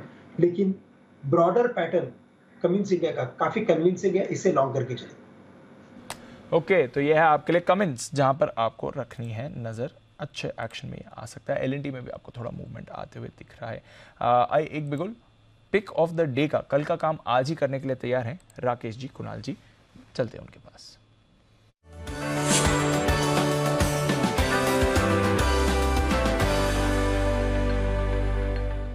बताएं सर। दीपांशु, एक शेयर जो चोरी चुपके चुपके चल रहा है वो है HDFC AMC, और ये है हमारा पिक ऑफ द डे। इस स्टॉक के अंदर अगर आप देखें तो एक बड़ा मूव देखने को मिला था जब किसी इसमें से प्रमोटर ने 16 अगस्त को स्टेक बेचा था। एक बड़ी कैंडल बनी थी, उसके बाद से स्टॉक साइडवेज था। अभी स्टॉक दोबारा से एक बड़े अपमूव के लिए तैयार हो रहा है। 2350 2380 तक जाने का दमखम रखता है 2-3 दिनों के अंदर। तो HDFC AMC पे खरीदारी की राय है। ये हमारा पिक ऑफ द डे। और दीपांशु, यहाँ पर एक डिस्क्लेमर भी है कि यहाँ मेरा निजी निवेश है और वहां पर मैंने जो निवेश करा हुआ है ट्रेडिंग के नजरिए से नहीं है, लॉन्ग टर्म का है। ओवर टू कुणाल जी। देखिए, बहुत जबरदस्त चार्ट पैटर्न है दीपांशु, और ये स्टॉक धीरे धीरे धीमी गति से ये ऊपर आया है। इसने अभी 2200 के लेवल्स को पार किया और अब ये स्टॉक 2300 की ओर कूच कर रहा है। तो इन स्तरों पर हमारी खरीदारी की राय है 2195 2195 पर स्टॉप लॉस रखकर खरीदारी करें। पहला टारगेट होगा 2250 का, इवेंचुअल टारगेट होगा 2280 का। तो 2280 2300 के टारगेट के लिए HDFC AMC में खरीदारी कराएं। तो 2300 के तक के टारगेट के लिए खरीदारी करें HDFC AMC। ये काउंटर आपके रेडार पर रहना चाहिए। और सही बात कह रहे हैं वंश जी, धीरे धीरे ऊपर आ रहा है, किसी की रेडार पर आया नहीं है काउंटर, बट आपको मूव के लिए तैयार हो रहा है। अच्छे खासे टारगेट्स के लिए यहाँ पर आपको रखनी है नज़र। यहाँ पर आपको एक्शन बनते हुए दिखेगा। कुछ और कैश स्टॉक्स पर रखिए नज़र, जहाँ पर मूव आपको आती हुई दिख रही है। गरवारे हाईटेक, यहाँ पर एक अच्छे एक्शन आया है, ये स्टॉक रेडार पर आ रहा है। Brigade enterprises, real estate stocks की अगर हम बात करें, ब्रिगेड एंटरप्राइजेज का एक बार जरा चार्ट पुल अप करते हैं। एक ज़बरदस्त स्पाइक इस पर आते हुए दिखा है कुछ देर पहले, और अच्छी मूव ब्रिगेड का चार्ट आपको दिखा रहा है। थोड़ी देर पहले एक बड़ा स्पाइक ब्रिगेड के चार्ट पर आया था और वहाँ से काउंटर होल्ड भी कर रहा है उन लेवल्स को। तो ब्रिगेड एंटरप्राइजेज में आपको एक अच्छी बढ़िया वाली मूव आती हुई दिख रही है। वो देखिए चार्ट पर ज़बरदस्त स्पाइक आया, थ्रू द डे कुछ नहीं करा और फिर सडनली एक स्पाइक आया। Sumit ji, I am not sure अगर कोई वजह है, बट बड़ा स्पाइक ब्रिगेड पर आया। एक बार जरा चार्ट देखें, 500 का लेवल इसने क्रॉस किया सर। दीपांशु, स्पाइक तो देखने को मिल रहा है और वॉल्यूम्स भी देखने को मिल रहा है, और पिछले कई दिनों के हायर लेवल्स पे वॉल्यूम्स के साथ ये प्राइस एक्शन देखने को मिल रहा है। अच्छा, 200 DMA लेवल्स भी टूटते हुए देखने को मिल रहे हैं, तो स्टॉक के अंदर मोमेंटम बन रहा है। और मुझे ऐसा लग रहा है कि ये स्टॉक के अंदर यहाँ से 5 से 8% का मूव और आने वाले दिनों में देखने को मिल सकता है। तो जिन्होंने पोजीशंस बनाए वो लोग होल्ड करें। 500 के आसपास अभी ट्रेड कर रहा है। नीचे में इसका सपोर्ट और स्टॉप लॉस बनेगा 485 के आसपास का, और ऊपर के अंदर इसमें जो टारगेट देखने को मिल सकता है 520 रुपए से लेके 530 रुपए तक के लेवल ब्रिगेड के अंदर ऊपर की तरफ देखने को मिल सकते हैं। पोजीशंस होल्ड करें, कोई भी डिप आता है तो खरीदारी करें। 2 से 3 दिन के अंदर स्टॉक में ऊपर का मूव बन सकता है। स्टॉक में एक अच्छा ऊपर का मूव बन सकता है। ब्रिगेड में आपको एक अच्छी मूव आती हुई दिख रही है, इसे भी रखें अपने रेडार पर आइए, आज साल के आखिरी महीने की शुरुआत हो गई है। 1 दिसंबर है और दिसंबर का महीना एक्शन वाला जाना जाता है। इंटरेस्टिंग महीना रहता है बाजार के लिए। एक सेंटा रैली भी आती है यूजुअली, आखिर में थोड़े वॉल्यूम्स भी बाजार के गिर जाते हैं। तो आशीष हमारे साथ बताने के लिए, उन्होंने लंबे समय की एनालिसिस कही है कि दिसंबर में एग्जैक्टली बाजार की चाल कैसे रहती है और उसके बाद कौन से सेक्टर्स भी फोकस में आते हैं। आशीष बताइए। दीपांशु, देखिए चाल तो काफ़ी इंटरेस्टिंग होती है। जैसे कि आपने कहा कि एक वॉल्यूम में ज़रूर डिप देखने को मिलता है। तो पिछले 10 साल में अगर मैं निफ्टी का ट्रेंड देखूं तो एक बात तो साफ है कि 10 में से 7 बार आपको तेजी देखने को मिली है, लेकिन जो औसतन तेजी निकल कर आ रही है पिछले 10 साल में वो बहुत कम है। सिर्फ 1.25% के गेन्स आपको देखने को मिलते हैं। बाकी के मोर और लेस अगर आप देखें तो अधिकतर फ्लैट ही आपको देखने को मिले। मिसाल के तौर पर देखिए 2020 में 8% का बड़ा मूव देखने को मिला था, पिछले साल 2% इंडेक्स चला था। 2017 में 3% की तेजी आई थी, 2014 में 4% गिरा था, 2013 में 2% का मूव है। बाकी सब में देखें तो 1 से आधे % के मूव ही यहाँ पर देखने को मिले। तो बहुत ही थोड़ा सा सुस्त देखने को मिलता है, लेकिन मोर और लेस तेजी यहाँ पर आपको देखने को मिलती है। लेकिन इंटरेस्टिंग जो चीज़ निकल कर आ रही है कि आप देखें तो अधिकतर 10 साल में देखें तो बैंक्स नहीं, माफ कीजिएगा, आईटी और साथ में मेटल, यहाँ पर आपको सबसे ज़्यादा तेजी देखने को मिलती है। देखिए निफ्टी आईटी पिछले 10 साल में देखें तो औसतन 3% के आसपास का रिटर्न यहाँ पर आपको देखने को मिला है। और निफ्टी मेटल यहाँ पर भी देखें तो दिसंबर में पिछले 10 साल के डेटा का हमारी टीम ने एनालिसिस करके देखा है, तो इसमें निफ्टी मेटल और आईटी यहाँ पर सबसे ज़्यादा 3 से 4% के गेंस देखने को मिलते हैं। बाकी सभी सेक्टर देखें तो थोड़े से फ्लैट है। निफ्टी बैंक 1% का मूव यहाँ पर देखने को मिलता है, फार्मा सुस्त है 1% के गेंस के साथ, ऑटो में 1.5% की तेजी आती है और निफ्टी एफएमसीजी यहाँ पर भी आपको करीब करीब 1% के गेंस नजर आते हैं। लेकिन आज का जैसा दिन है कि आईटी है साथ में मेटल है, यहाँ पर बड़ी तेजी देखने को मिल रही है। कुछ बड़े इवेंट्स हैं जहाँ पर आपको दिसंबर सीरीज के लिए फोकस रखना चाहिए। सबसे पहले देखिए 4 दिसंबर को ओपेक की मीटिंग है। कच्चे तेल में भी आजकल काफ़ी ज़्यादा हलचल हो रही है, तो ये भी मार्केट को आगे जाके ड्राइव करेगा। फिर मॉनेटरी पॉलिसी कमेटी की बैठक है 5 से लेकर 7 दिसंबर तक, तो यहाँ पर आपको नजर रखनी है। 14 दिसंबर को फेड की पॉलिसी है और महंगाई के आंकड़े आएंगे, तो यहाँ पर भी आपको नजर रखनी है। तो वैसे एक्शन काफ़ी ज़्यादा होगा इवेंट्स के लिहाज से, लेकिन दिसंबर थोड़ी सी सुस्ती लेके आता है। एंड में ज़्यादा थोड़ी सुस्ती हो जाती है। वैसे आईटी जो आप बात कर रहे हैं आज ही से मूव शुरू हो गई, मूव शुरू हो गया। बिल्कुल, तो इवेंटफुल दिसंबर रहेगा। देखिए जो इवेंट्स आपके लिए आ रहे हैं, 4 तारीख को ओपेक की बैठक, फिर हमारी आरबीआई की पॉलिसी है 7 तारीख को, फेड की पॉलिसी है 14 दिसंबर को, और भी बाकी सारा डेटा आएगा। ईयर एंड है, कुछ जगह की बुक्स क्लोजिंग होगी, फंड्स की थोड़ी रीबैलेंसिंग भी होती है एंड ऑफ ईयर, बहुत सारा एक्शन आने वाला है। बिल्कुल, तो बाजार में तो ज़बरदस्त एक्शन आपको दिखेगा। नज़र रखिएगा, दिसंबर का महीना अच्छा रहना चाहिए बाजार के लिए। आज का दिन तो बहुत बढ़िया बन रहा है बाजार के लिए, वहाँ पर तो कोई डाउट ही नहीं है। और किस तरह के काउंटर्स आ रहे हैं, ब्रिगेड एंटरप्राइजेस की अभी बात करी, प्रेस्टीज एस्टेट्स को भी पुल अप करिए, 4% ऊपर ये भी है। ओबरॉय रियल्टी के लिए तो 2 एक्सपर्ट्स की कॉल भी आ चुकी है। और सडन स्पाइक जिस तरह का हमने ब्रिगेड में देखा था, बिल्कुल वैसा ही थोड़ी देर पहले प्रेस्टीज एस्टेट्स के भी काउंटर पर आपको आते हुए दिखाए। तो ज़बरदस्त मूव यहाँ पर भी हो रही है। जैन साहब, कोई रियल एस्टेट स्टॉक जो आपके रेडार पर हो सर? देखिए रियल एस्टेट स्टॉक्स पे मैं बहुत ज्यादा जल्दी से बुलिश नहीं होता हूं, बट यस ये जो बैंगलोर बेस्ड स्टॉक है या बॉम्बे बेस्ड स्टॉक है, ये थोड़े फिर भी अच्छे लगते हैं मुझे। और प्रेस्टीज एस्टेट मुझे समहाउ ठीक लगता है, इवन ब्रिगेड भी अच्छा कर रहा है। और मैं एम्बेसी आरईआईटी के बारे में भी काफी बार बात किया हुआ हूँ, आरईआईटी अच्छे, वो भी काफी करेक्ट हुआ है, तो वहां पे भी ध्यान दिया जा सकता है। बाकी ओवरऑल रियल एस्टेट स्टॉक्स में एक मैं महिंद्रा लाइफ स्पेसेस को भी काफी तवज्जो देता हूँ, क्योंकि वहां पे जो SEZ है, इस बजट में भी काफी कुछ बड़े अनाउंसमेंट्स आते हैं, जनरली हर बार आता है। वो देश वाली जो इनकी पॉलिसी है, तो महिंद्रा लाइफ स्पेसेस से करेक्ट भी हुआ ऊपर के लेवल से, तो उस पर ध्यान दें। सो ओवरऑल ये बजिंग है ये सेक्टर। और आज काफी दिग्गज पैनलिस्ट हमारे DLF के बारे में बात कर रहे थे और दूसरे रियल एस्टेट के बारे में बात कर रहे थे। ओवरऑल रियल्टी पे बहुत ज्यादा बुलिश हो रहे हैं। So they are again other stocks जो है, बट मुझे ये सारे स्टॉक्स समहाउ बहुत एग्रेसिवली मैं बुलिश नहीं। ओके तो ये है आपके लिए रियल एस्टेट। उतने अग्रेसिवली बुलिश नहीं है जैन साहब इस स्पेस में, बट चुनिंदा अपॉर्चुनिटीज आपको अच्छी दिखेंगी। ट्राइडेंट, एक बार इसका चार्ट पुल अप करते हैं। मुदित जी अगर आप भी एक बार ट्राइडेंट का चार्ट निकाल लें सर। एक बड़ा स्पाइक इस पर आते हुए दिखा है। यूजुअली उतना चर्चा नहीं होती है स्टॉक की। मेथड ऑफ मैन्युफैक्चरिंग का एक पेटेंट इनके फेवर में गया है, जिसकी वजह से ये स्टॉक थोड़ा रेडार पर आ रहा है और एक बढ़िया स्पाइक इस पर आपको दिखी है। Mudit ji charts Trident. No doubt correction के बाद स्टॉक में तेजी बन रही है, बट अभी भी अंडरटोन तो स्टॉक का बेयरिश ही है। स्टॉक में कोई भी उछाल आता है मेन बेच के चलेंगे। अगर कहीं भी क्लोजिंग 39 के ऊपर आएगी तब स्टॉक में ट्रेंड रिवर्सल देखने को मिलेगा। उससे पहले तो ये सेल ऑन राइज के काउंटर है। 39 के ऊपर क्लोजिंग आएगी तब हम बाय करने की सलाह देंगे।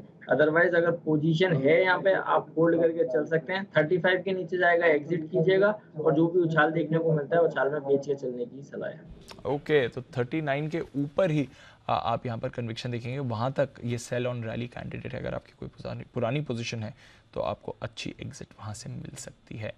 बैन से बेनिफिट, 4 स्टॉक्स तो ऑलरेडी वायदा कारोबार के बैन में है। क्या ये लिस्ट बढ़ेगी, घटेगी या इसी लेवल पर रहेगी? आइए इस पर लेते हैं अपडेट आशीष की तरफ से।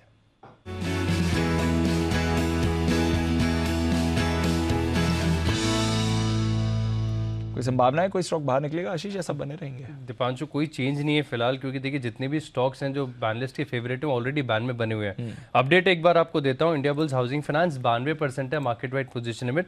BHEL है करीब 87%, डेल्टा कॉप चल रहा है 86 पे और PNB है 85। तो कोई भी स्टॉक ऐसा नहीं है इनमें से चारों में से जिसकी मार्केट वाइड पोजीशन में फिलहाल घट भी रही हो या 80-81 के आसपास भी हो, तो कोई बैन से बाहर नहीं आ रहा। फ्रेश एंट्री भी दूर दूर तक किसी के भी चांसेस नहीं है। जो स्टॉक मैं देख रहा हूँ वो है अंबुजा सीमेंट, यहाँ पर 75% है, तो काफ़ी दूर अभी 95% के आंकड़े को क्रॉस नहीं कर। बैन में भी काफ़ी कंपेरेटिवली कम आता है। तो ये जो 4 स्टॉक हैं, India Bulls Housing Finance, BHEL, Delta Corp और PNB, ये चारों जो स्टॉक हैं वो बैन में बने रहेंगे। चारों स्टॉक्स बैन में बने रहेंगे, कुछ मूव कोई भी चेंज नहीं है, कोई भी चेंज नहीं आने वाला। एंट्री भी नहीं होने वाली किसी एंट्री में भी कोई दूर दूर तक संभावना नहीं है। मैं बताया कि जैसे अंबुजा सीमेंट है 75% है, GNFC है 87% है, तो चांसेस नहीं है, बहुत दूर है। बिल्कुल। तो चलिए कुछ बदलाव नहीं होने वाला। 4 के 4 स्टॉक्स हैं बैन में, 4 के 4 स्टॉक्स बने रहेंगे बैन में। आपको कुछ नहीं करना है यहाँ पर। कुछ करना है ICICI बैंक में या नहीं, आइए इस पर भी एक राय ले ली जाए, क्योंकि ये स्टॉक मोमेंटम में नहीं दिख रहा है इस समय। श्रीकांत जी एक बार ICICI बैंक का चार्ट देखें। इससे उम्मीदें तो काफ़ी ज़्यादा थी, कल थोड़ा मूवमेंट भी दिखा रहा था, बैंक निफ्टी में इतना अच्छा ब्रेकआउट आया था, बट आज कुछ नहीं कर रहा है। इनफैक्ट डेज लो पर ट्रेड कर रहा है ICICI बैंक सर। बिल्कुल। तो देखिए मुझे लग रहा है दीपांशु आज वैसे एक्सपायरी है और वीकली एक्सपायरी के दिन पे अगर आप देखें तो जो हेवी वेट्स होते हैं वहाँ पे या तो बाइंग प्रेशर या तो सेलिंग प्रेशर बनता है। इस बार अगर आप देखें तो ICICI बैंक की जो रैली थी वो काफ़ी ग्रेजुअल थी और इसी वजह से मुझे लगता है कि थोड़ा और इसमें वीकनेस बनते हुए नजर आएगा। और शायद ये स्टॉक वापस एक बार 920-925 के रेंज में जा सकता है। बट अगर ब्रॉडर फॉर्मेशन को देखें तो ये स्टॉक काफ़ी स्ट्रॉन्ग कैंडिडेट है, इसे लॉन्ग करके चलना चाहिए। शॉर्ट टर्म में बिकॉज ऑफ एक्सपायरी या तो because of may be market at crucial level एक करेक्शन दिख रहा है। अदरवाइज बाय ऑन डिप्स की स्ट्रैटेजी रखिए। बाय ऑन डिप्स की स्ट्रैटेजी रखना है ICICI बैंक पर। फिलहाल कुछ करने की जरूरत नहीं है उस पर। केम्प्लास सनमार, इसको जरा पुल अप करते हैं। आज जबरदस्त ब्रेकआउट इस काउंटर में आया, 13.5% ऊपर केम्प्लास सनमार का चार्ट मूव करते हुए दिख रहा है। मिड और स्मॉल कैप्स पर रखिए नजर, बहुत बढ़िया रोटेशन आपको कुछ काउंटर्स में दिख रहा है। जैन साहब लंबे समय बाद ये काउंटर रेडार पर आया, केम्प्लास सनमार, और 13% ऊपर सर। देखिए करेक्टेड स्टॉक है और बट समहाउ मैं बहुत ज्यादा इस स्टॉक को मैंने IPO के टाइम पे भी मैंने रेकमेंड नहीं किया था और अभी भी मैं बहुत ज्यादा रेकमेंड नहीं करता कि हमारे पास दूसरे ऑप्शंस है तो हम तो दूसरों पे जाएंगे। देखिए SRF भी करेक्टेड है, पीडीलाइट अगर लार्ज कैप में FNO में किसी को लेना है तो टाटा केमिकल्स इवन वहां पे भी स्कोप है। तो बहुत सारे दूसरे स्टॉक्स और ये सेक्टर में तो देखिए एक के बाद एक हमने हो या सिद्धार्थ जी ने सबने रेकमेंड किया हुआ है। बट यस करेक्टेड स्टॉक है तो ये अगर जिन्होंने ऊपर के लेवल्स पे लिया उनको एक मौका जरूर मिलेगा यहाँ पे बाउंस पे, और हो सके तो वैल्यूएशंस तो अभी सस्ते हैं सर्टेनली, बट अगेन मुझे लगता है कि दूसरे कोई बेटर स्टॉक पे स्विच कर दिया जाए। Even SRF can be a good bet to switch and Tata chemicals. But chemical stocks पर रखिए नजर, यहाँ पर कुछ इंटरेस्टिंग डेवलपमेंट्स हो रहे हैं। थोड़ी देर में हम आपके लिए अपडेट भी लेकर आएंगे कि क्यों केमिकल स्टॉक्स इन पर्टिकुलर आपके रेडार पर रहने चाहिए। बट आज के लिए केम्प्लास सनमार डेफिनेटली एक बड़ा आउट परफॉर्मर है, 13.5% की मूव आपको आती हुई दिख रही है। टाटा केमिकल्स SRF यहाँ पर भी अच्छी मूव दिखी है। क्या चल रहा है केमिकल स्टॉक्स में क्यों आपको यहाँ पर रखनी है नज़र, आइए एक बार इस पर भी करते हैं फोकस। अरमान है हमारे साथ तैयार। अरमान, केम्प्ला सनमार तो खैर मूव कर रहा है, बट इस स्पेस में भी आप कुछ नए डेवलपमेंट्स बनते हुए देखें। डेफिनेटली, बिल्कुल, क्योंकि अगर आप इस स्पेस में अगर आप पिछले कुछ समय से देखें, पिछले 1-2 क्वार्टर से देखें, तो कंपनियां जो है लगातार जो है बड़े कैपेक्स करती जा रही है। अगर मैं कुछ स्पेशलिटी केमिकल्स कंपनियों की बात करूं तो उनका कंबाइंड कैपेक्स जो होने वाला है लगभग 7,000 करोड़ के आसपास का जो है ये कंपनियां कैपेक्स कर रही है। अब इंटरेस्टिंग इसलिए कि अगर ये जो कैपेक्स कर रहे हैं उसमें आप मैनेजमेंट की कमेंट्री सुने या अर्निंग्स कॉल सुने तो उनका ये क्लियर कट कहना है कि हमको यहाँ पर जो इस सेगमेंट में है जो डिमांड काफ़ी इंटरेस्टिंग दिख रही है, काफ़ी बढ़िया दिख रही है, अच्छी दिख रही है डिमांड, इसके चलते हम ये कैपेक्स कर रहे हैं। और मजे की बात यह भी है इसमें कि अभी अगर आप देखेंगे तो रिसेंटली ये जो है ये सारे अपने हाई से अच्छे खासे करेक्ट होते हुए दिखे हैं। क्लीन साइंस की बात कर लीजिए 44%, आरती इंडस्ट्रीज लगभग 34%, दीपक नाइट्राइट 21%, सब में बढ़िया आपको गिरावट आती हुई दिखी है। अब गिरावट आने के बाद जो वैल्यूएशन है वो थोड़े अच्छे हो जाते हैं, अब वैल्यूएशन भी अच्छे हो रहे हैं और ये कैपेक्स जो कर रहे हैं लगभग 7,000 करोड़ का जो ओवरऑल कैपेक्स होने वाला है। एसआरएफ में देख लीजिए लगभग 600 करोड़ के आसपास का, दीपक नाइट्राइट 500 करोड़, टाटा केमिकल 2,000 करोड़, आरती इंडस्ट्रीज 2,000 से 3,000 करोड़, सुमितोमो केमिकल, विनती ऑर्गेनिक्स, क्लीन साइंस, सब में अच्छे खासे कैपेक्स ऑलरेडी कर रहे हैं और आगे घोषणा भी की है करने की, जिससे जो है अब आय में भी सपोर्ट मिलेगा। और बहुत सारे ऐसे हैं जो स्पेशलिटी केमिकल में कर रहे हैं तो मार्जिन्स में भी सुधार होने वाला है। और वैल्यूएशंस क्योंकि ऊपर से करेक्ट हो चुके हैं तो वैल्यूएशंस भी अब अच्छे हो गए। तो वैल्यूएशन भी अच्छे हो गए हैं और इसलिए आप देख रहे हैं केपेक्स भी है, नई कैपेसिटी ऑन स्ट्रीम भी आती हुई दिख रही है, नई कैपेसिटी बढ़ा भी रहे हैं, डिमांड भी है, चीन +1 स्ट्रैटेजी का भी यहाँ पर आपको इम्पैक्ट दिखा है। तो इस सेक्टर पर रखनी है नजर और अच्छे करेक्शन के बाद वापस अट्रैक्टिव लेवल्स पर आ गए, ये बड़ी बात है। केम्प्ला सनमार पर भी करिए फोकस, जो हम रिलायंस इंडस्ट्रीज के बाद पहले कर रहे थे, मैंने कहा भी था कि पीवीसी प्राइस ऊपर गए हैं। सीटी साहब कह रहे हैं कि इसका इम्पैक्ट आपको केम्प्ला सनमार पर भी दिखना चाहिए, क्योंकि जो पीवीसी की प्राइस हाइक्स हुई हैं उसका इम्पैक्ट केम्प्लास पर भी आते हुए दिखेगा। पिछले साल प्रॉफिटेबिलिटी पर थोड़ा हिट हुआ था, डीलर इन्वेंट्रीज भी नीचे थी, बट अब प्राइसेस जब ऊपर जा रहे हैं तो यहाँ से फायदा आएगा। तो केम्प्ला सनमार को रखिए रेडार पर। डीसीडब्ल्यू भी एक काउंटर है जो आपको रेडार पर रहना चाहिए। डीसीडब्ल्यू लिमिटेड जो पीवीसी की प्राइस हाइक हुई है उसका इम्पैक्ट यहाँ पर भी आते हुए दिख सकता है। और देख लीजिए 4% ऊपर डीसीडब्ल्यू भी इस समय ट्रेड कर रहा है। तो इस खबर से जुड़ी कुछ काउंटर्स हैं जहाँ पर मूव है, बट ऑफकोर्स पूरे केमिकल स्टॉक्स में आपको अच्छी तेजी आती हुई दिख सकती है। आइए एक बिगुल मुदित जी के लिए, मुनाफे वाले मुदित।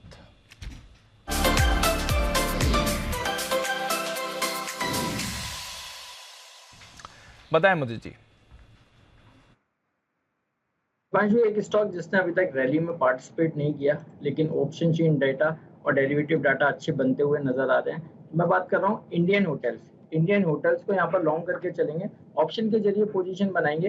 330 वाला कॉल ऑप्शन खरीद के चलने की सलाह दे रहे हैं, जो करीब 8 रुपए 80 पैसे 85 पैसे पर ट्रेड होता हुआ नजर आ रहा है, जिसका पहला टारगेट 12 रुपए 50 पैसे का होगा, दूसरा टारगेट 14 रुपए का रहेगा, स्टॉप लॉस रहेगा 7 रुपए का। ओवरऑल चार्ट्स पर बात करते हैं तो चार्ट्स पर भी स्टॉक में हाई से करेक्शन आया, कंसोलिडेशन हुआ, वो ब्रेकआउट देखने को मिल रहा है। कल का प्रीवियस स्विंग हाई भी स्टॉक निकाल रहा है, तो ये सारी चीज इंडिकेट करती हैं तेजी बनाएगा। ऑप्शन चेन डेटा पे बात करते हैं तो ऑप्शन चेन डेटा में भी लोअर साइड की जो स्ट्राइक है वहां पर क्लियर कट अनवाइंडिंग देखने को मिल रही है, वहां पर जो कॉल राइटर्स ट्रैप है वो कवर करते हुए नजर आ रहे हैं। ये सारी चीज इंडिकेट करती हैं यहाँ से तेजी बनाएगा। तो 330 वाला कॉल ऑप्शन खरीदेंगे 12.5 और 14 के टारगेट्स के लिए, स्टॉप लॉस रहेगा 7 रुपए का। इंडियन होटल्स 330 का कॉल ऑप्शन खरीद कर चलिए, ये आपके लिए राय आ रही है मुदित जी की तरफ से। अच्छा एक्शन यहाँ पर दिखेगा। आइए ऑप्शंस की एक और बढ़िया रणनीति लेने के लिए हमारे साथ जुड़ रहे हैं जय ठक्कर।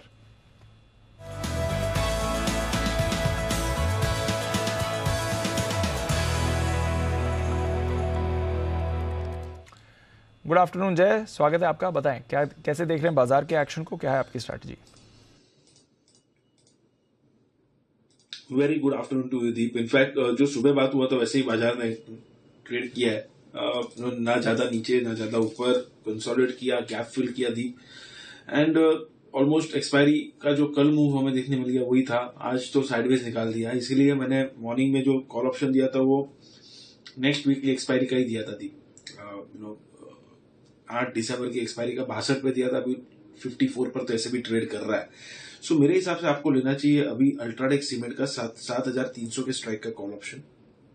ये ट्रेड कर रहा है करीब करीब 205 पर, तो आप 205 से 210 तक लीजिए इसे। 100 का लॉट साइज है, आई मीन परफेक्ट बैठेगा कैश का ऑप्शन में, बिकॉज निफ्टी में हमारा ऑलरेडी ट्रेड ओपन है। सो 205 से 210 का रेंज में आप अल्ट्राटेक का 7300 के स्ट्राइक का कॉल ऑप्शन दीप खरीदे। इसका टारगेट जो ऊपर में निकल कर आ रहे, the first target is 264 and the second target is 290। 264, 290 ये दो टारगेट्स के लिए खरीदे और स्टॉप लॉस जो प्लेस करना है that can be placed at 178। यहाँ पे क्लियरली एक inverse head and shoulders pattern में से ब्रेकआउट फाइनली आ चुका है। इनफैक्ट कल के ट्रेडिंग सेशन में मुझे याद है जब सिद्धार्थ ने भी दिया था और मैंने I just second his thought, मैंने कहा था कि मैं सहमत हूँ इनके रिकमेंडेशन से। और आज आपको वो ब्रेकआउट विद वॉल्यूम्स देखने मिल रहा है, जबरदस्त वॉल्यूम आज के ट्रेडिंग सेशन में दीप यहाँ पे देखने मिल रहा है। एक लॉन्ग बिल्डअप भी आप अगर देखें तो 3.5% का एक लॉन्ग बिल्डअप अभी फिर से देखने मिल रहा है। गोल्डन क्रॉसओवर है। So at all the parameters I think in UltraTech is good. In fact इसे फ्यूचर्स में भी लेना है तो दीप ले सकते हैं। यहाँ पे 7120 के स्टॉप लॉस के साथ आप खरीदे। स्टॉप लॉस लगभग 7500 से लेकर 7700 का बनेगा, but since this is cash का ऑप्शन तो ये 7300 का कॉल खरीदे, इसमें एक अच्छी बढ़त आपको देखने मिल सकती है। और निफ्टी में जो कॉल है हमारा 19000 का, उसमें बने रहे एज ऑफ नाउ तो ट्रेंड ओवरऑल पॉजिटिव ही है।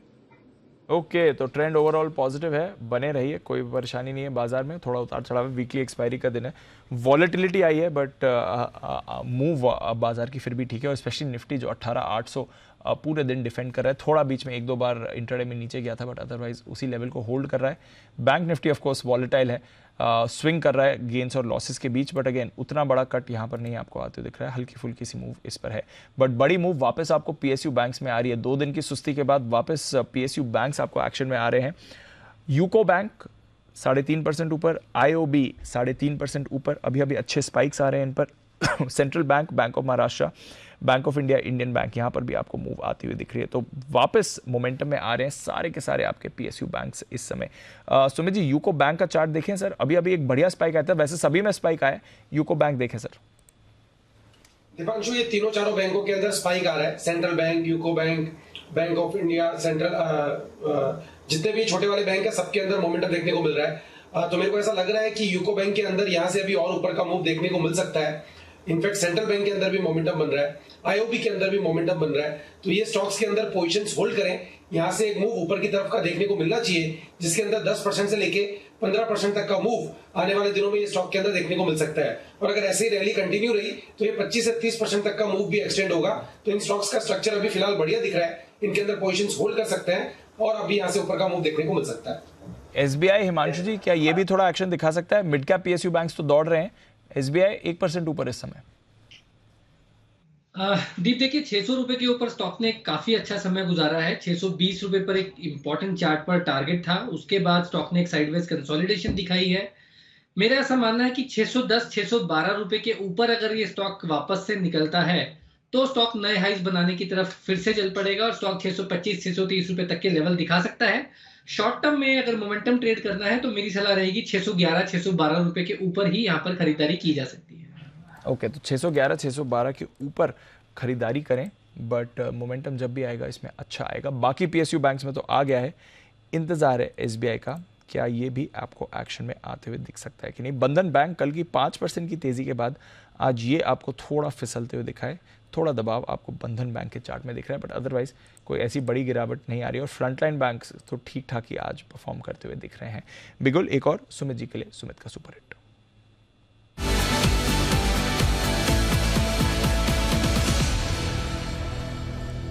बताएं सुमित जी।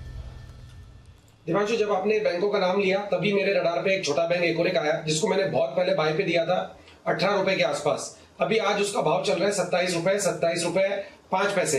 स्टॉक का नाम है महाबैंक, बैंक ऑफ महाराष्ट्र, महाबैंक जिसका सिंबल है। ये स्टॉक के अंदर मोमेंटम बन रहा है। ये स्टॉक भी बाकी बैंकों के साथ मूव दिखा रहा है और ये स्टॉक के अंदर भी लोड लेवल से एक अच्छी और स्मार्ट रिकवरी देखने को मिली है। तो ये स्टॉक में मेरे को लगता है कि यहाँ से एक बढ़िया मूव ऊपर की तरफ देखने को मिल सकता है। यहाँ पे CMB पे खरीदारी करें। स्टॉक का जो नीचे में चार्ट के ऊपर सपोर्ट है 25.5 रुपए के आसपास है, 25 रुपए 50 पैसा। और ये स्टॉक के अंदर जो ऊपर में मोमेंटम बनेगा उसके अंदर 30 रुपए का पहला टारगेट बनेगा। 30 रुपए का लेवल निकलने के बाद 32.5 रुपए तक के लेवल बैंक ऑफ महाराष्ट्र में आने वाले दिनों में देखने को मिल सकते हैं। तो कुछ दिनों के लिए खरीदारी करें bank of Maharashtra, stop loss लगाए नीचे में 25.5 का, ऊपर में टारगेट बनेगा 30 रुपए से लेकर 32.5 रुपए तक का। 30 से 32.5 के टारगेट के लिए बैंक ऑफ महाराष्ट्र पर खरीदारी। ये सारे पीएसयू बैंक्स एक ही बास्केट की तरह मूव कर रहे हैं और पीएसयू बैंकिंग इंडेक्स भी आपको डेज हाई पर ट्रेड करते हुए दिख रहा है। इस पर रखनी है आपको नज़र, अच्छी मूव बैंक्स में आ रही है।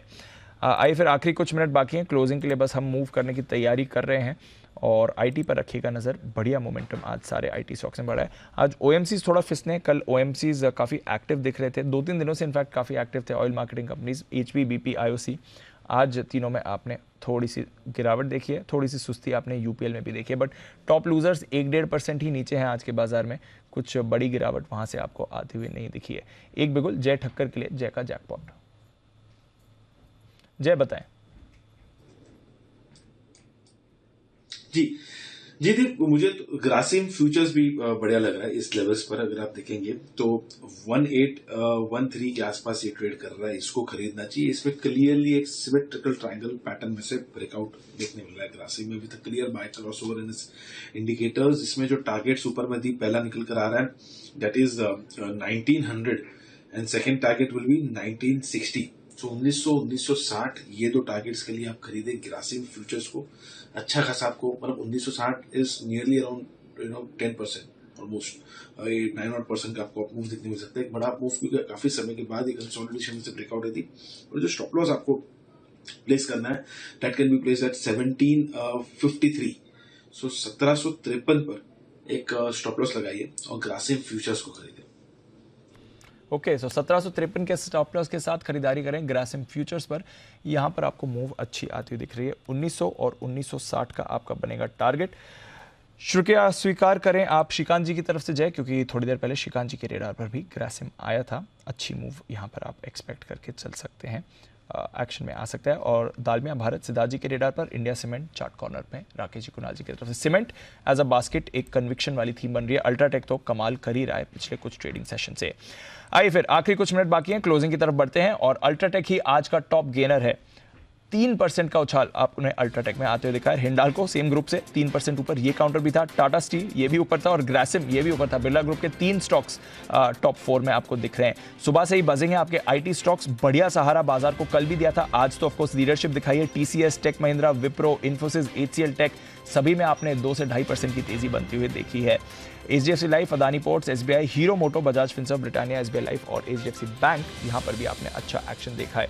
सुबह से 5 निफ्टी स्टॉक्स नीचे थे, टुवर्ड्स क्लोज ऑफ ट्रेड करीब 20 काउंटर्स नीचे क्लोज कर रहे हैं, बट टॉप लूजर देखिए 1.5% नीचे ही है। ICICI bank, UPL, Cipla, Bajaj auto और आइशर, यहां पर थोड़ी गिरावट रही है। Titan, Kotak, Tata consumer, HUL, यहां पर आपने थोड़ी वीकनेस देखी है। टाटा मोटर्स, मारुति और रिलायंस, यहां पर भी आपको सुस्ती दिखी है। ऑलमोस्ट फ्लैट ही आपके लिए रिलायंस बंद होते हुए दिख रहा है।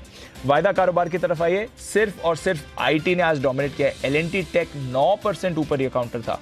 Birla soft, Mphasis, persistent systems, LNT Infotech, जबरदस्त मूव इन सभी काउंटर्स में आपने आती हुई देखी। इसके अलावा जेएसपीएल मेटल बास्केट से काफी एक्टिव था। जेके सीमेंट में अच्छी मूव थी। ओबरॉय रियल्टी जिसकी आज ईजीएम है, बढ़िया एक्शन ये दिखा रहा था। पीरामल एंटरप्राइजेस लंबे समय बाद रेडार पर आया। दालमिया भारत एक तरह से कंसेंसस कॉल रही है एक्सपर्ट्स के बीच आज से। JK Cement, Dixon Tech, PVR, Muthoot, India Cements, यहां पर भी आपने बढ़िया मूव देखी है। गिरावट Shriram Finance, Shriram Transport Finance जिसका नाम बदलकर श्रीराम फाइनेंस हो गया है। Granules, IGL, Bandhan Bank, Colgate, GNFC, Vodafone और एचपीसीएल, हल्की सी गिरावट रही है। ब्रेथ बाजार की अच्छी रही है टुवर्ड्स क्लोज ऑफ ट्रेड। थोड़ा बैंक निफ्टी ने आपको उतार चढ़ाव जरूर दिखाया है, फाइनल क्लोजिंग का इंतजार करेंगे, बट निफ्टी और सेंसेक्स एक बार फिर से नई रिकॉर्ड क्लोजिंग आपको देने वाले हैं। और प्रोविजनल बेसिस पर तो लग रहा है 18,800 पर निफ्टी की closing I. I think final closing figure भी इसके आसपास ही आना चाहिए। तो बढ़िया एक्शन और रिकॉर्ड क्लोज सेंसेक्स और निफ्टी के लिए आता हुआ। फाइनल क्लोजिंग का इंतजार करेंगे जहां तक बैंक निफ्टी का सवाल है। आइए तब तक आपको बता दें कि आज शाम का क्या आयोजन है, और आज है थर्सडे, हमारे एक्सपर्ट्स का और आप सभी का पसंदीदा शो बात दुनिया की। ये हम लेकर आ रहे हैं आपके लिए दिलचस्प स्टोरीज, ग्लोब के हर कोने की रूटीन खबरों से अलग हम आपके लिए ढूंढ कर लाते हैं एक से बढ़कर एक बढ़िया जानकारी। तो एक बार एक झलक देख लेते हैं कि आज शाम 4:30 बजे बात दुनिया की में आपके लिए हमने क्या क्या किया है तैयार। कहां एक मच्छर के डंक से कोमा में चला गया इंसान, किस देश में बिना मिट्टी के खेतों में लहराई फसल, कहां केकड़ों की सेना ने रोक दिया इंसानों का ट्रैफिक। आखिर क्यों भूख से तड़पते तालिबानी बेचने को मजबूर हैं अपने ही बच्चे। वोट नहीं, लहसुन और मूली से नेता चुनने वाला देश।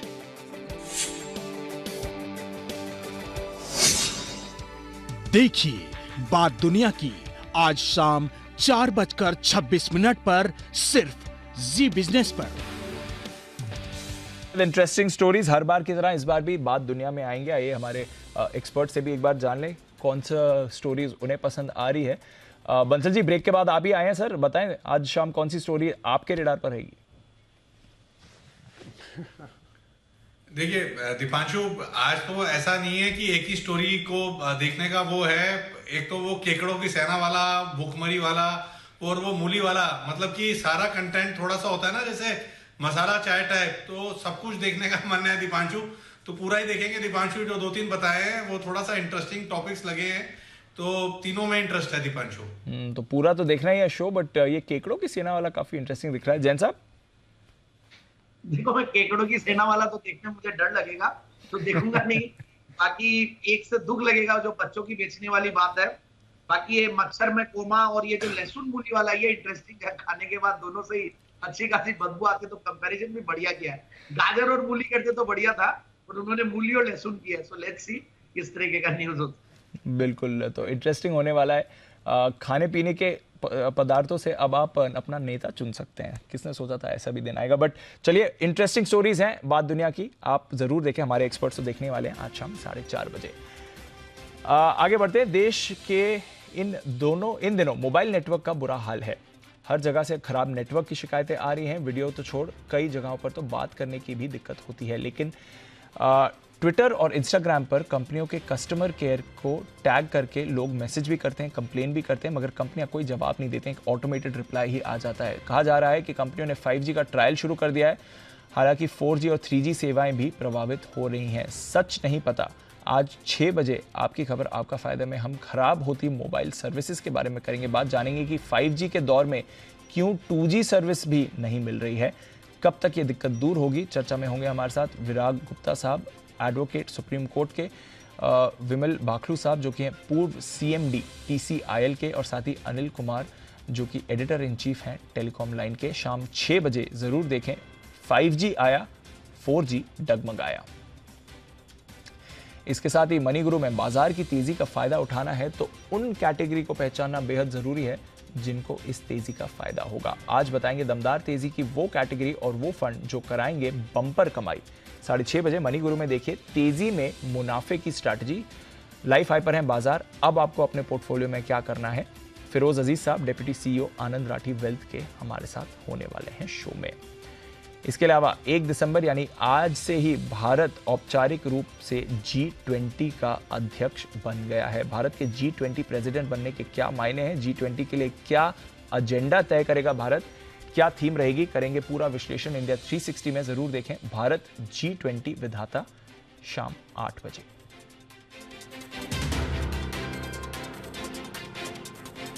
फाइनल क्लोजिंग आपकी स्क्रीन पर है। 18,800 के ऊपर पहली बार निफ्टी ने आपको क्लोज दिखा है, 54 पॉइंट ऊपर। सेंसेक्स रिकॉर्ड क्लोजिंग 185 अंक ऊपर, 62,284 का लेवल। और बैंक निफ्टी भी 43,260 पर बंद होते हुए दिख रहा है 30 पॉइंट की बढ़त के साथ। नया रिकॉर्ड लंबे समय बाद तीनों इंडिसेस ने आज साथ में बनाया है और नया रिकॉर्ड क्लोजिंग भी आपको निफ्टी और सेंसेक्स में आते हुए दिख रहा है। बहुत बहुत शुक्रिया हमारे सभी मेहमानों का आज हमारे साथ जुड़ने के लिए। वीकली एक्सपायरी थी बट ज़बरदस्त एक्शन रहा, ये पूरा हफ्ता ही अच्छा रहा है। क्लोजर भी इस हफ्ते को अच्छे एक्शन के साथ ही करेंगे। जैन साहब, जय ठक्कर साहब, श्रीकांत जी, हिमांशु जी, सुमित जी, बंसल जी, कुणाल जी एंड मुदित जी, आपका भी बहुत बहुत शुक्रिया सर। कल सुबह आपसे फिर से होगी मुलाकात, वीकेंड सेशन की करेंगे तैयारी। तब तक के लिए आप सबको धन्यवाद।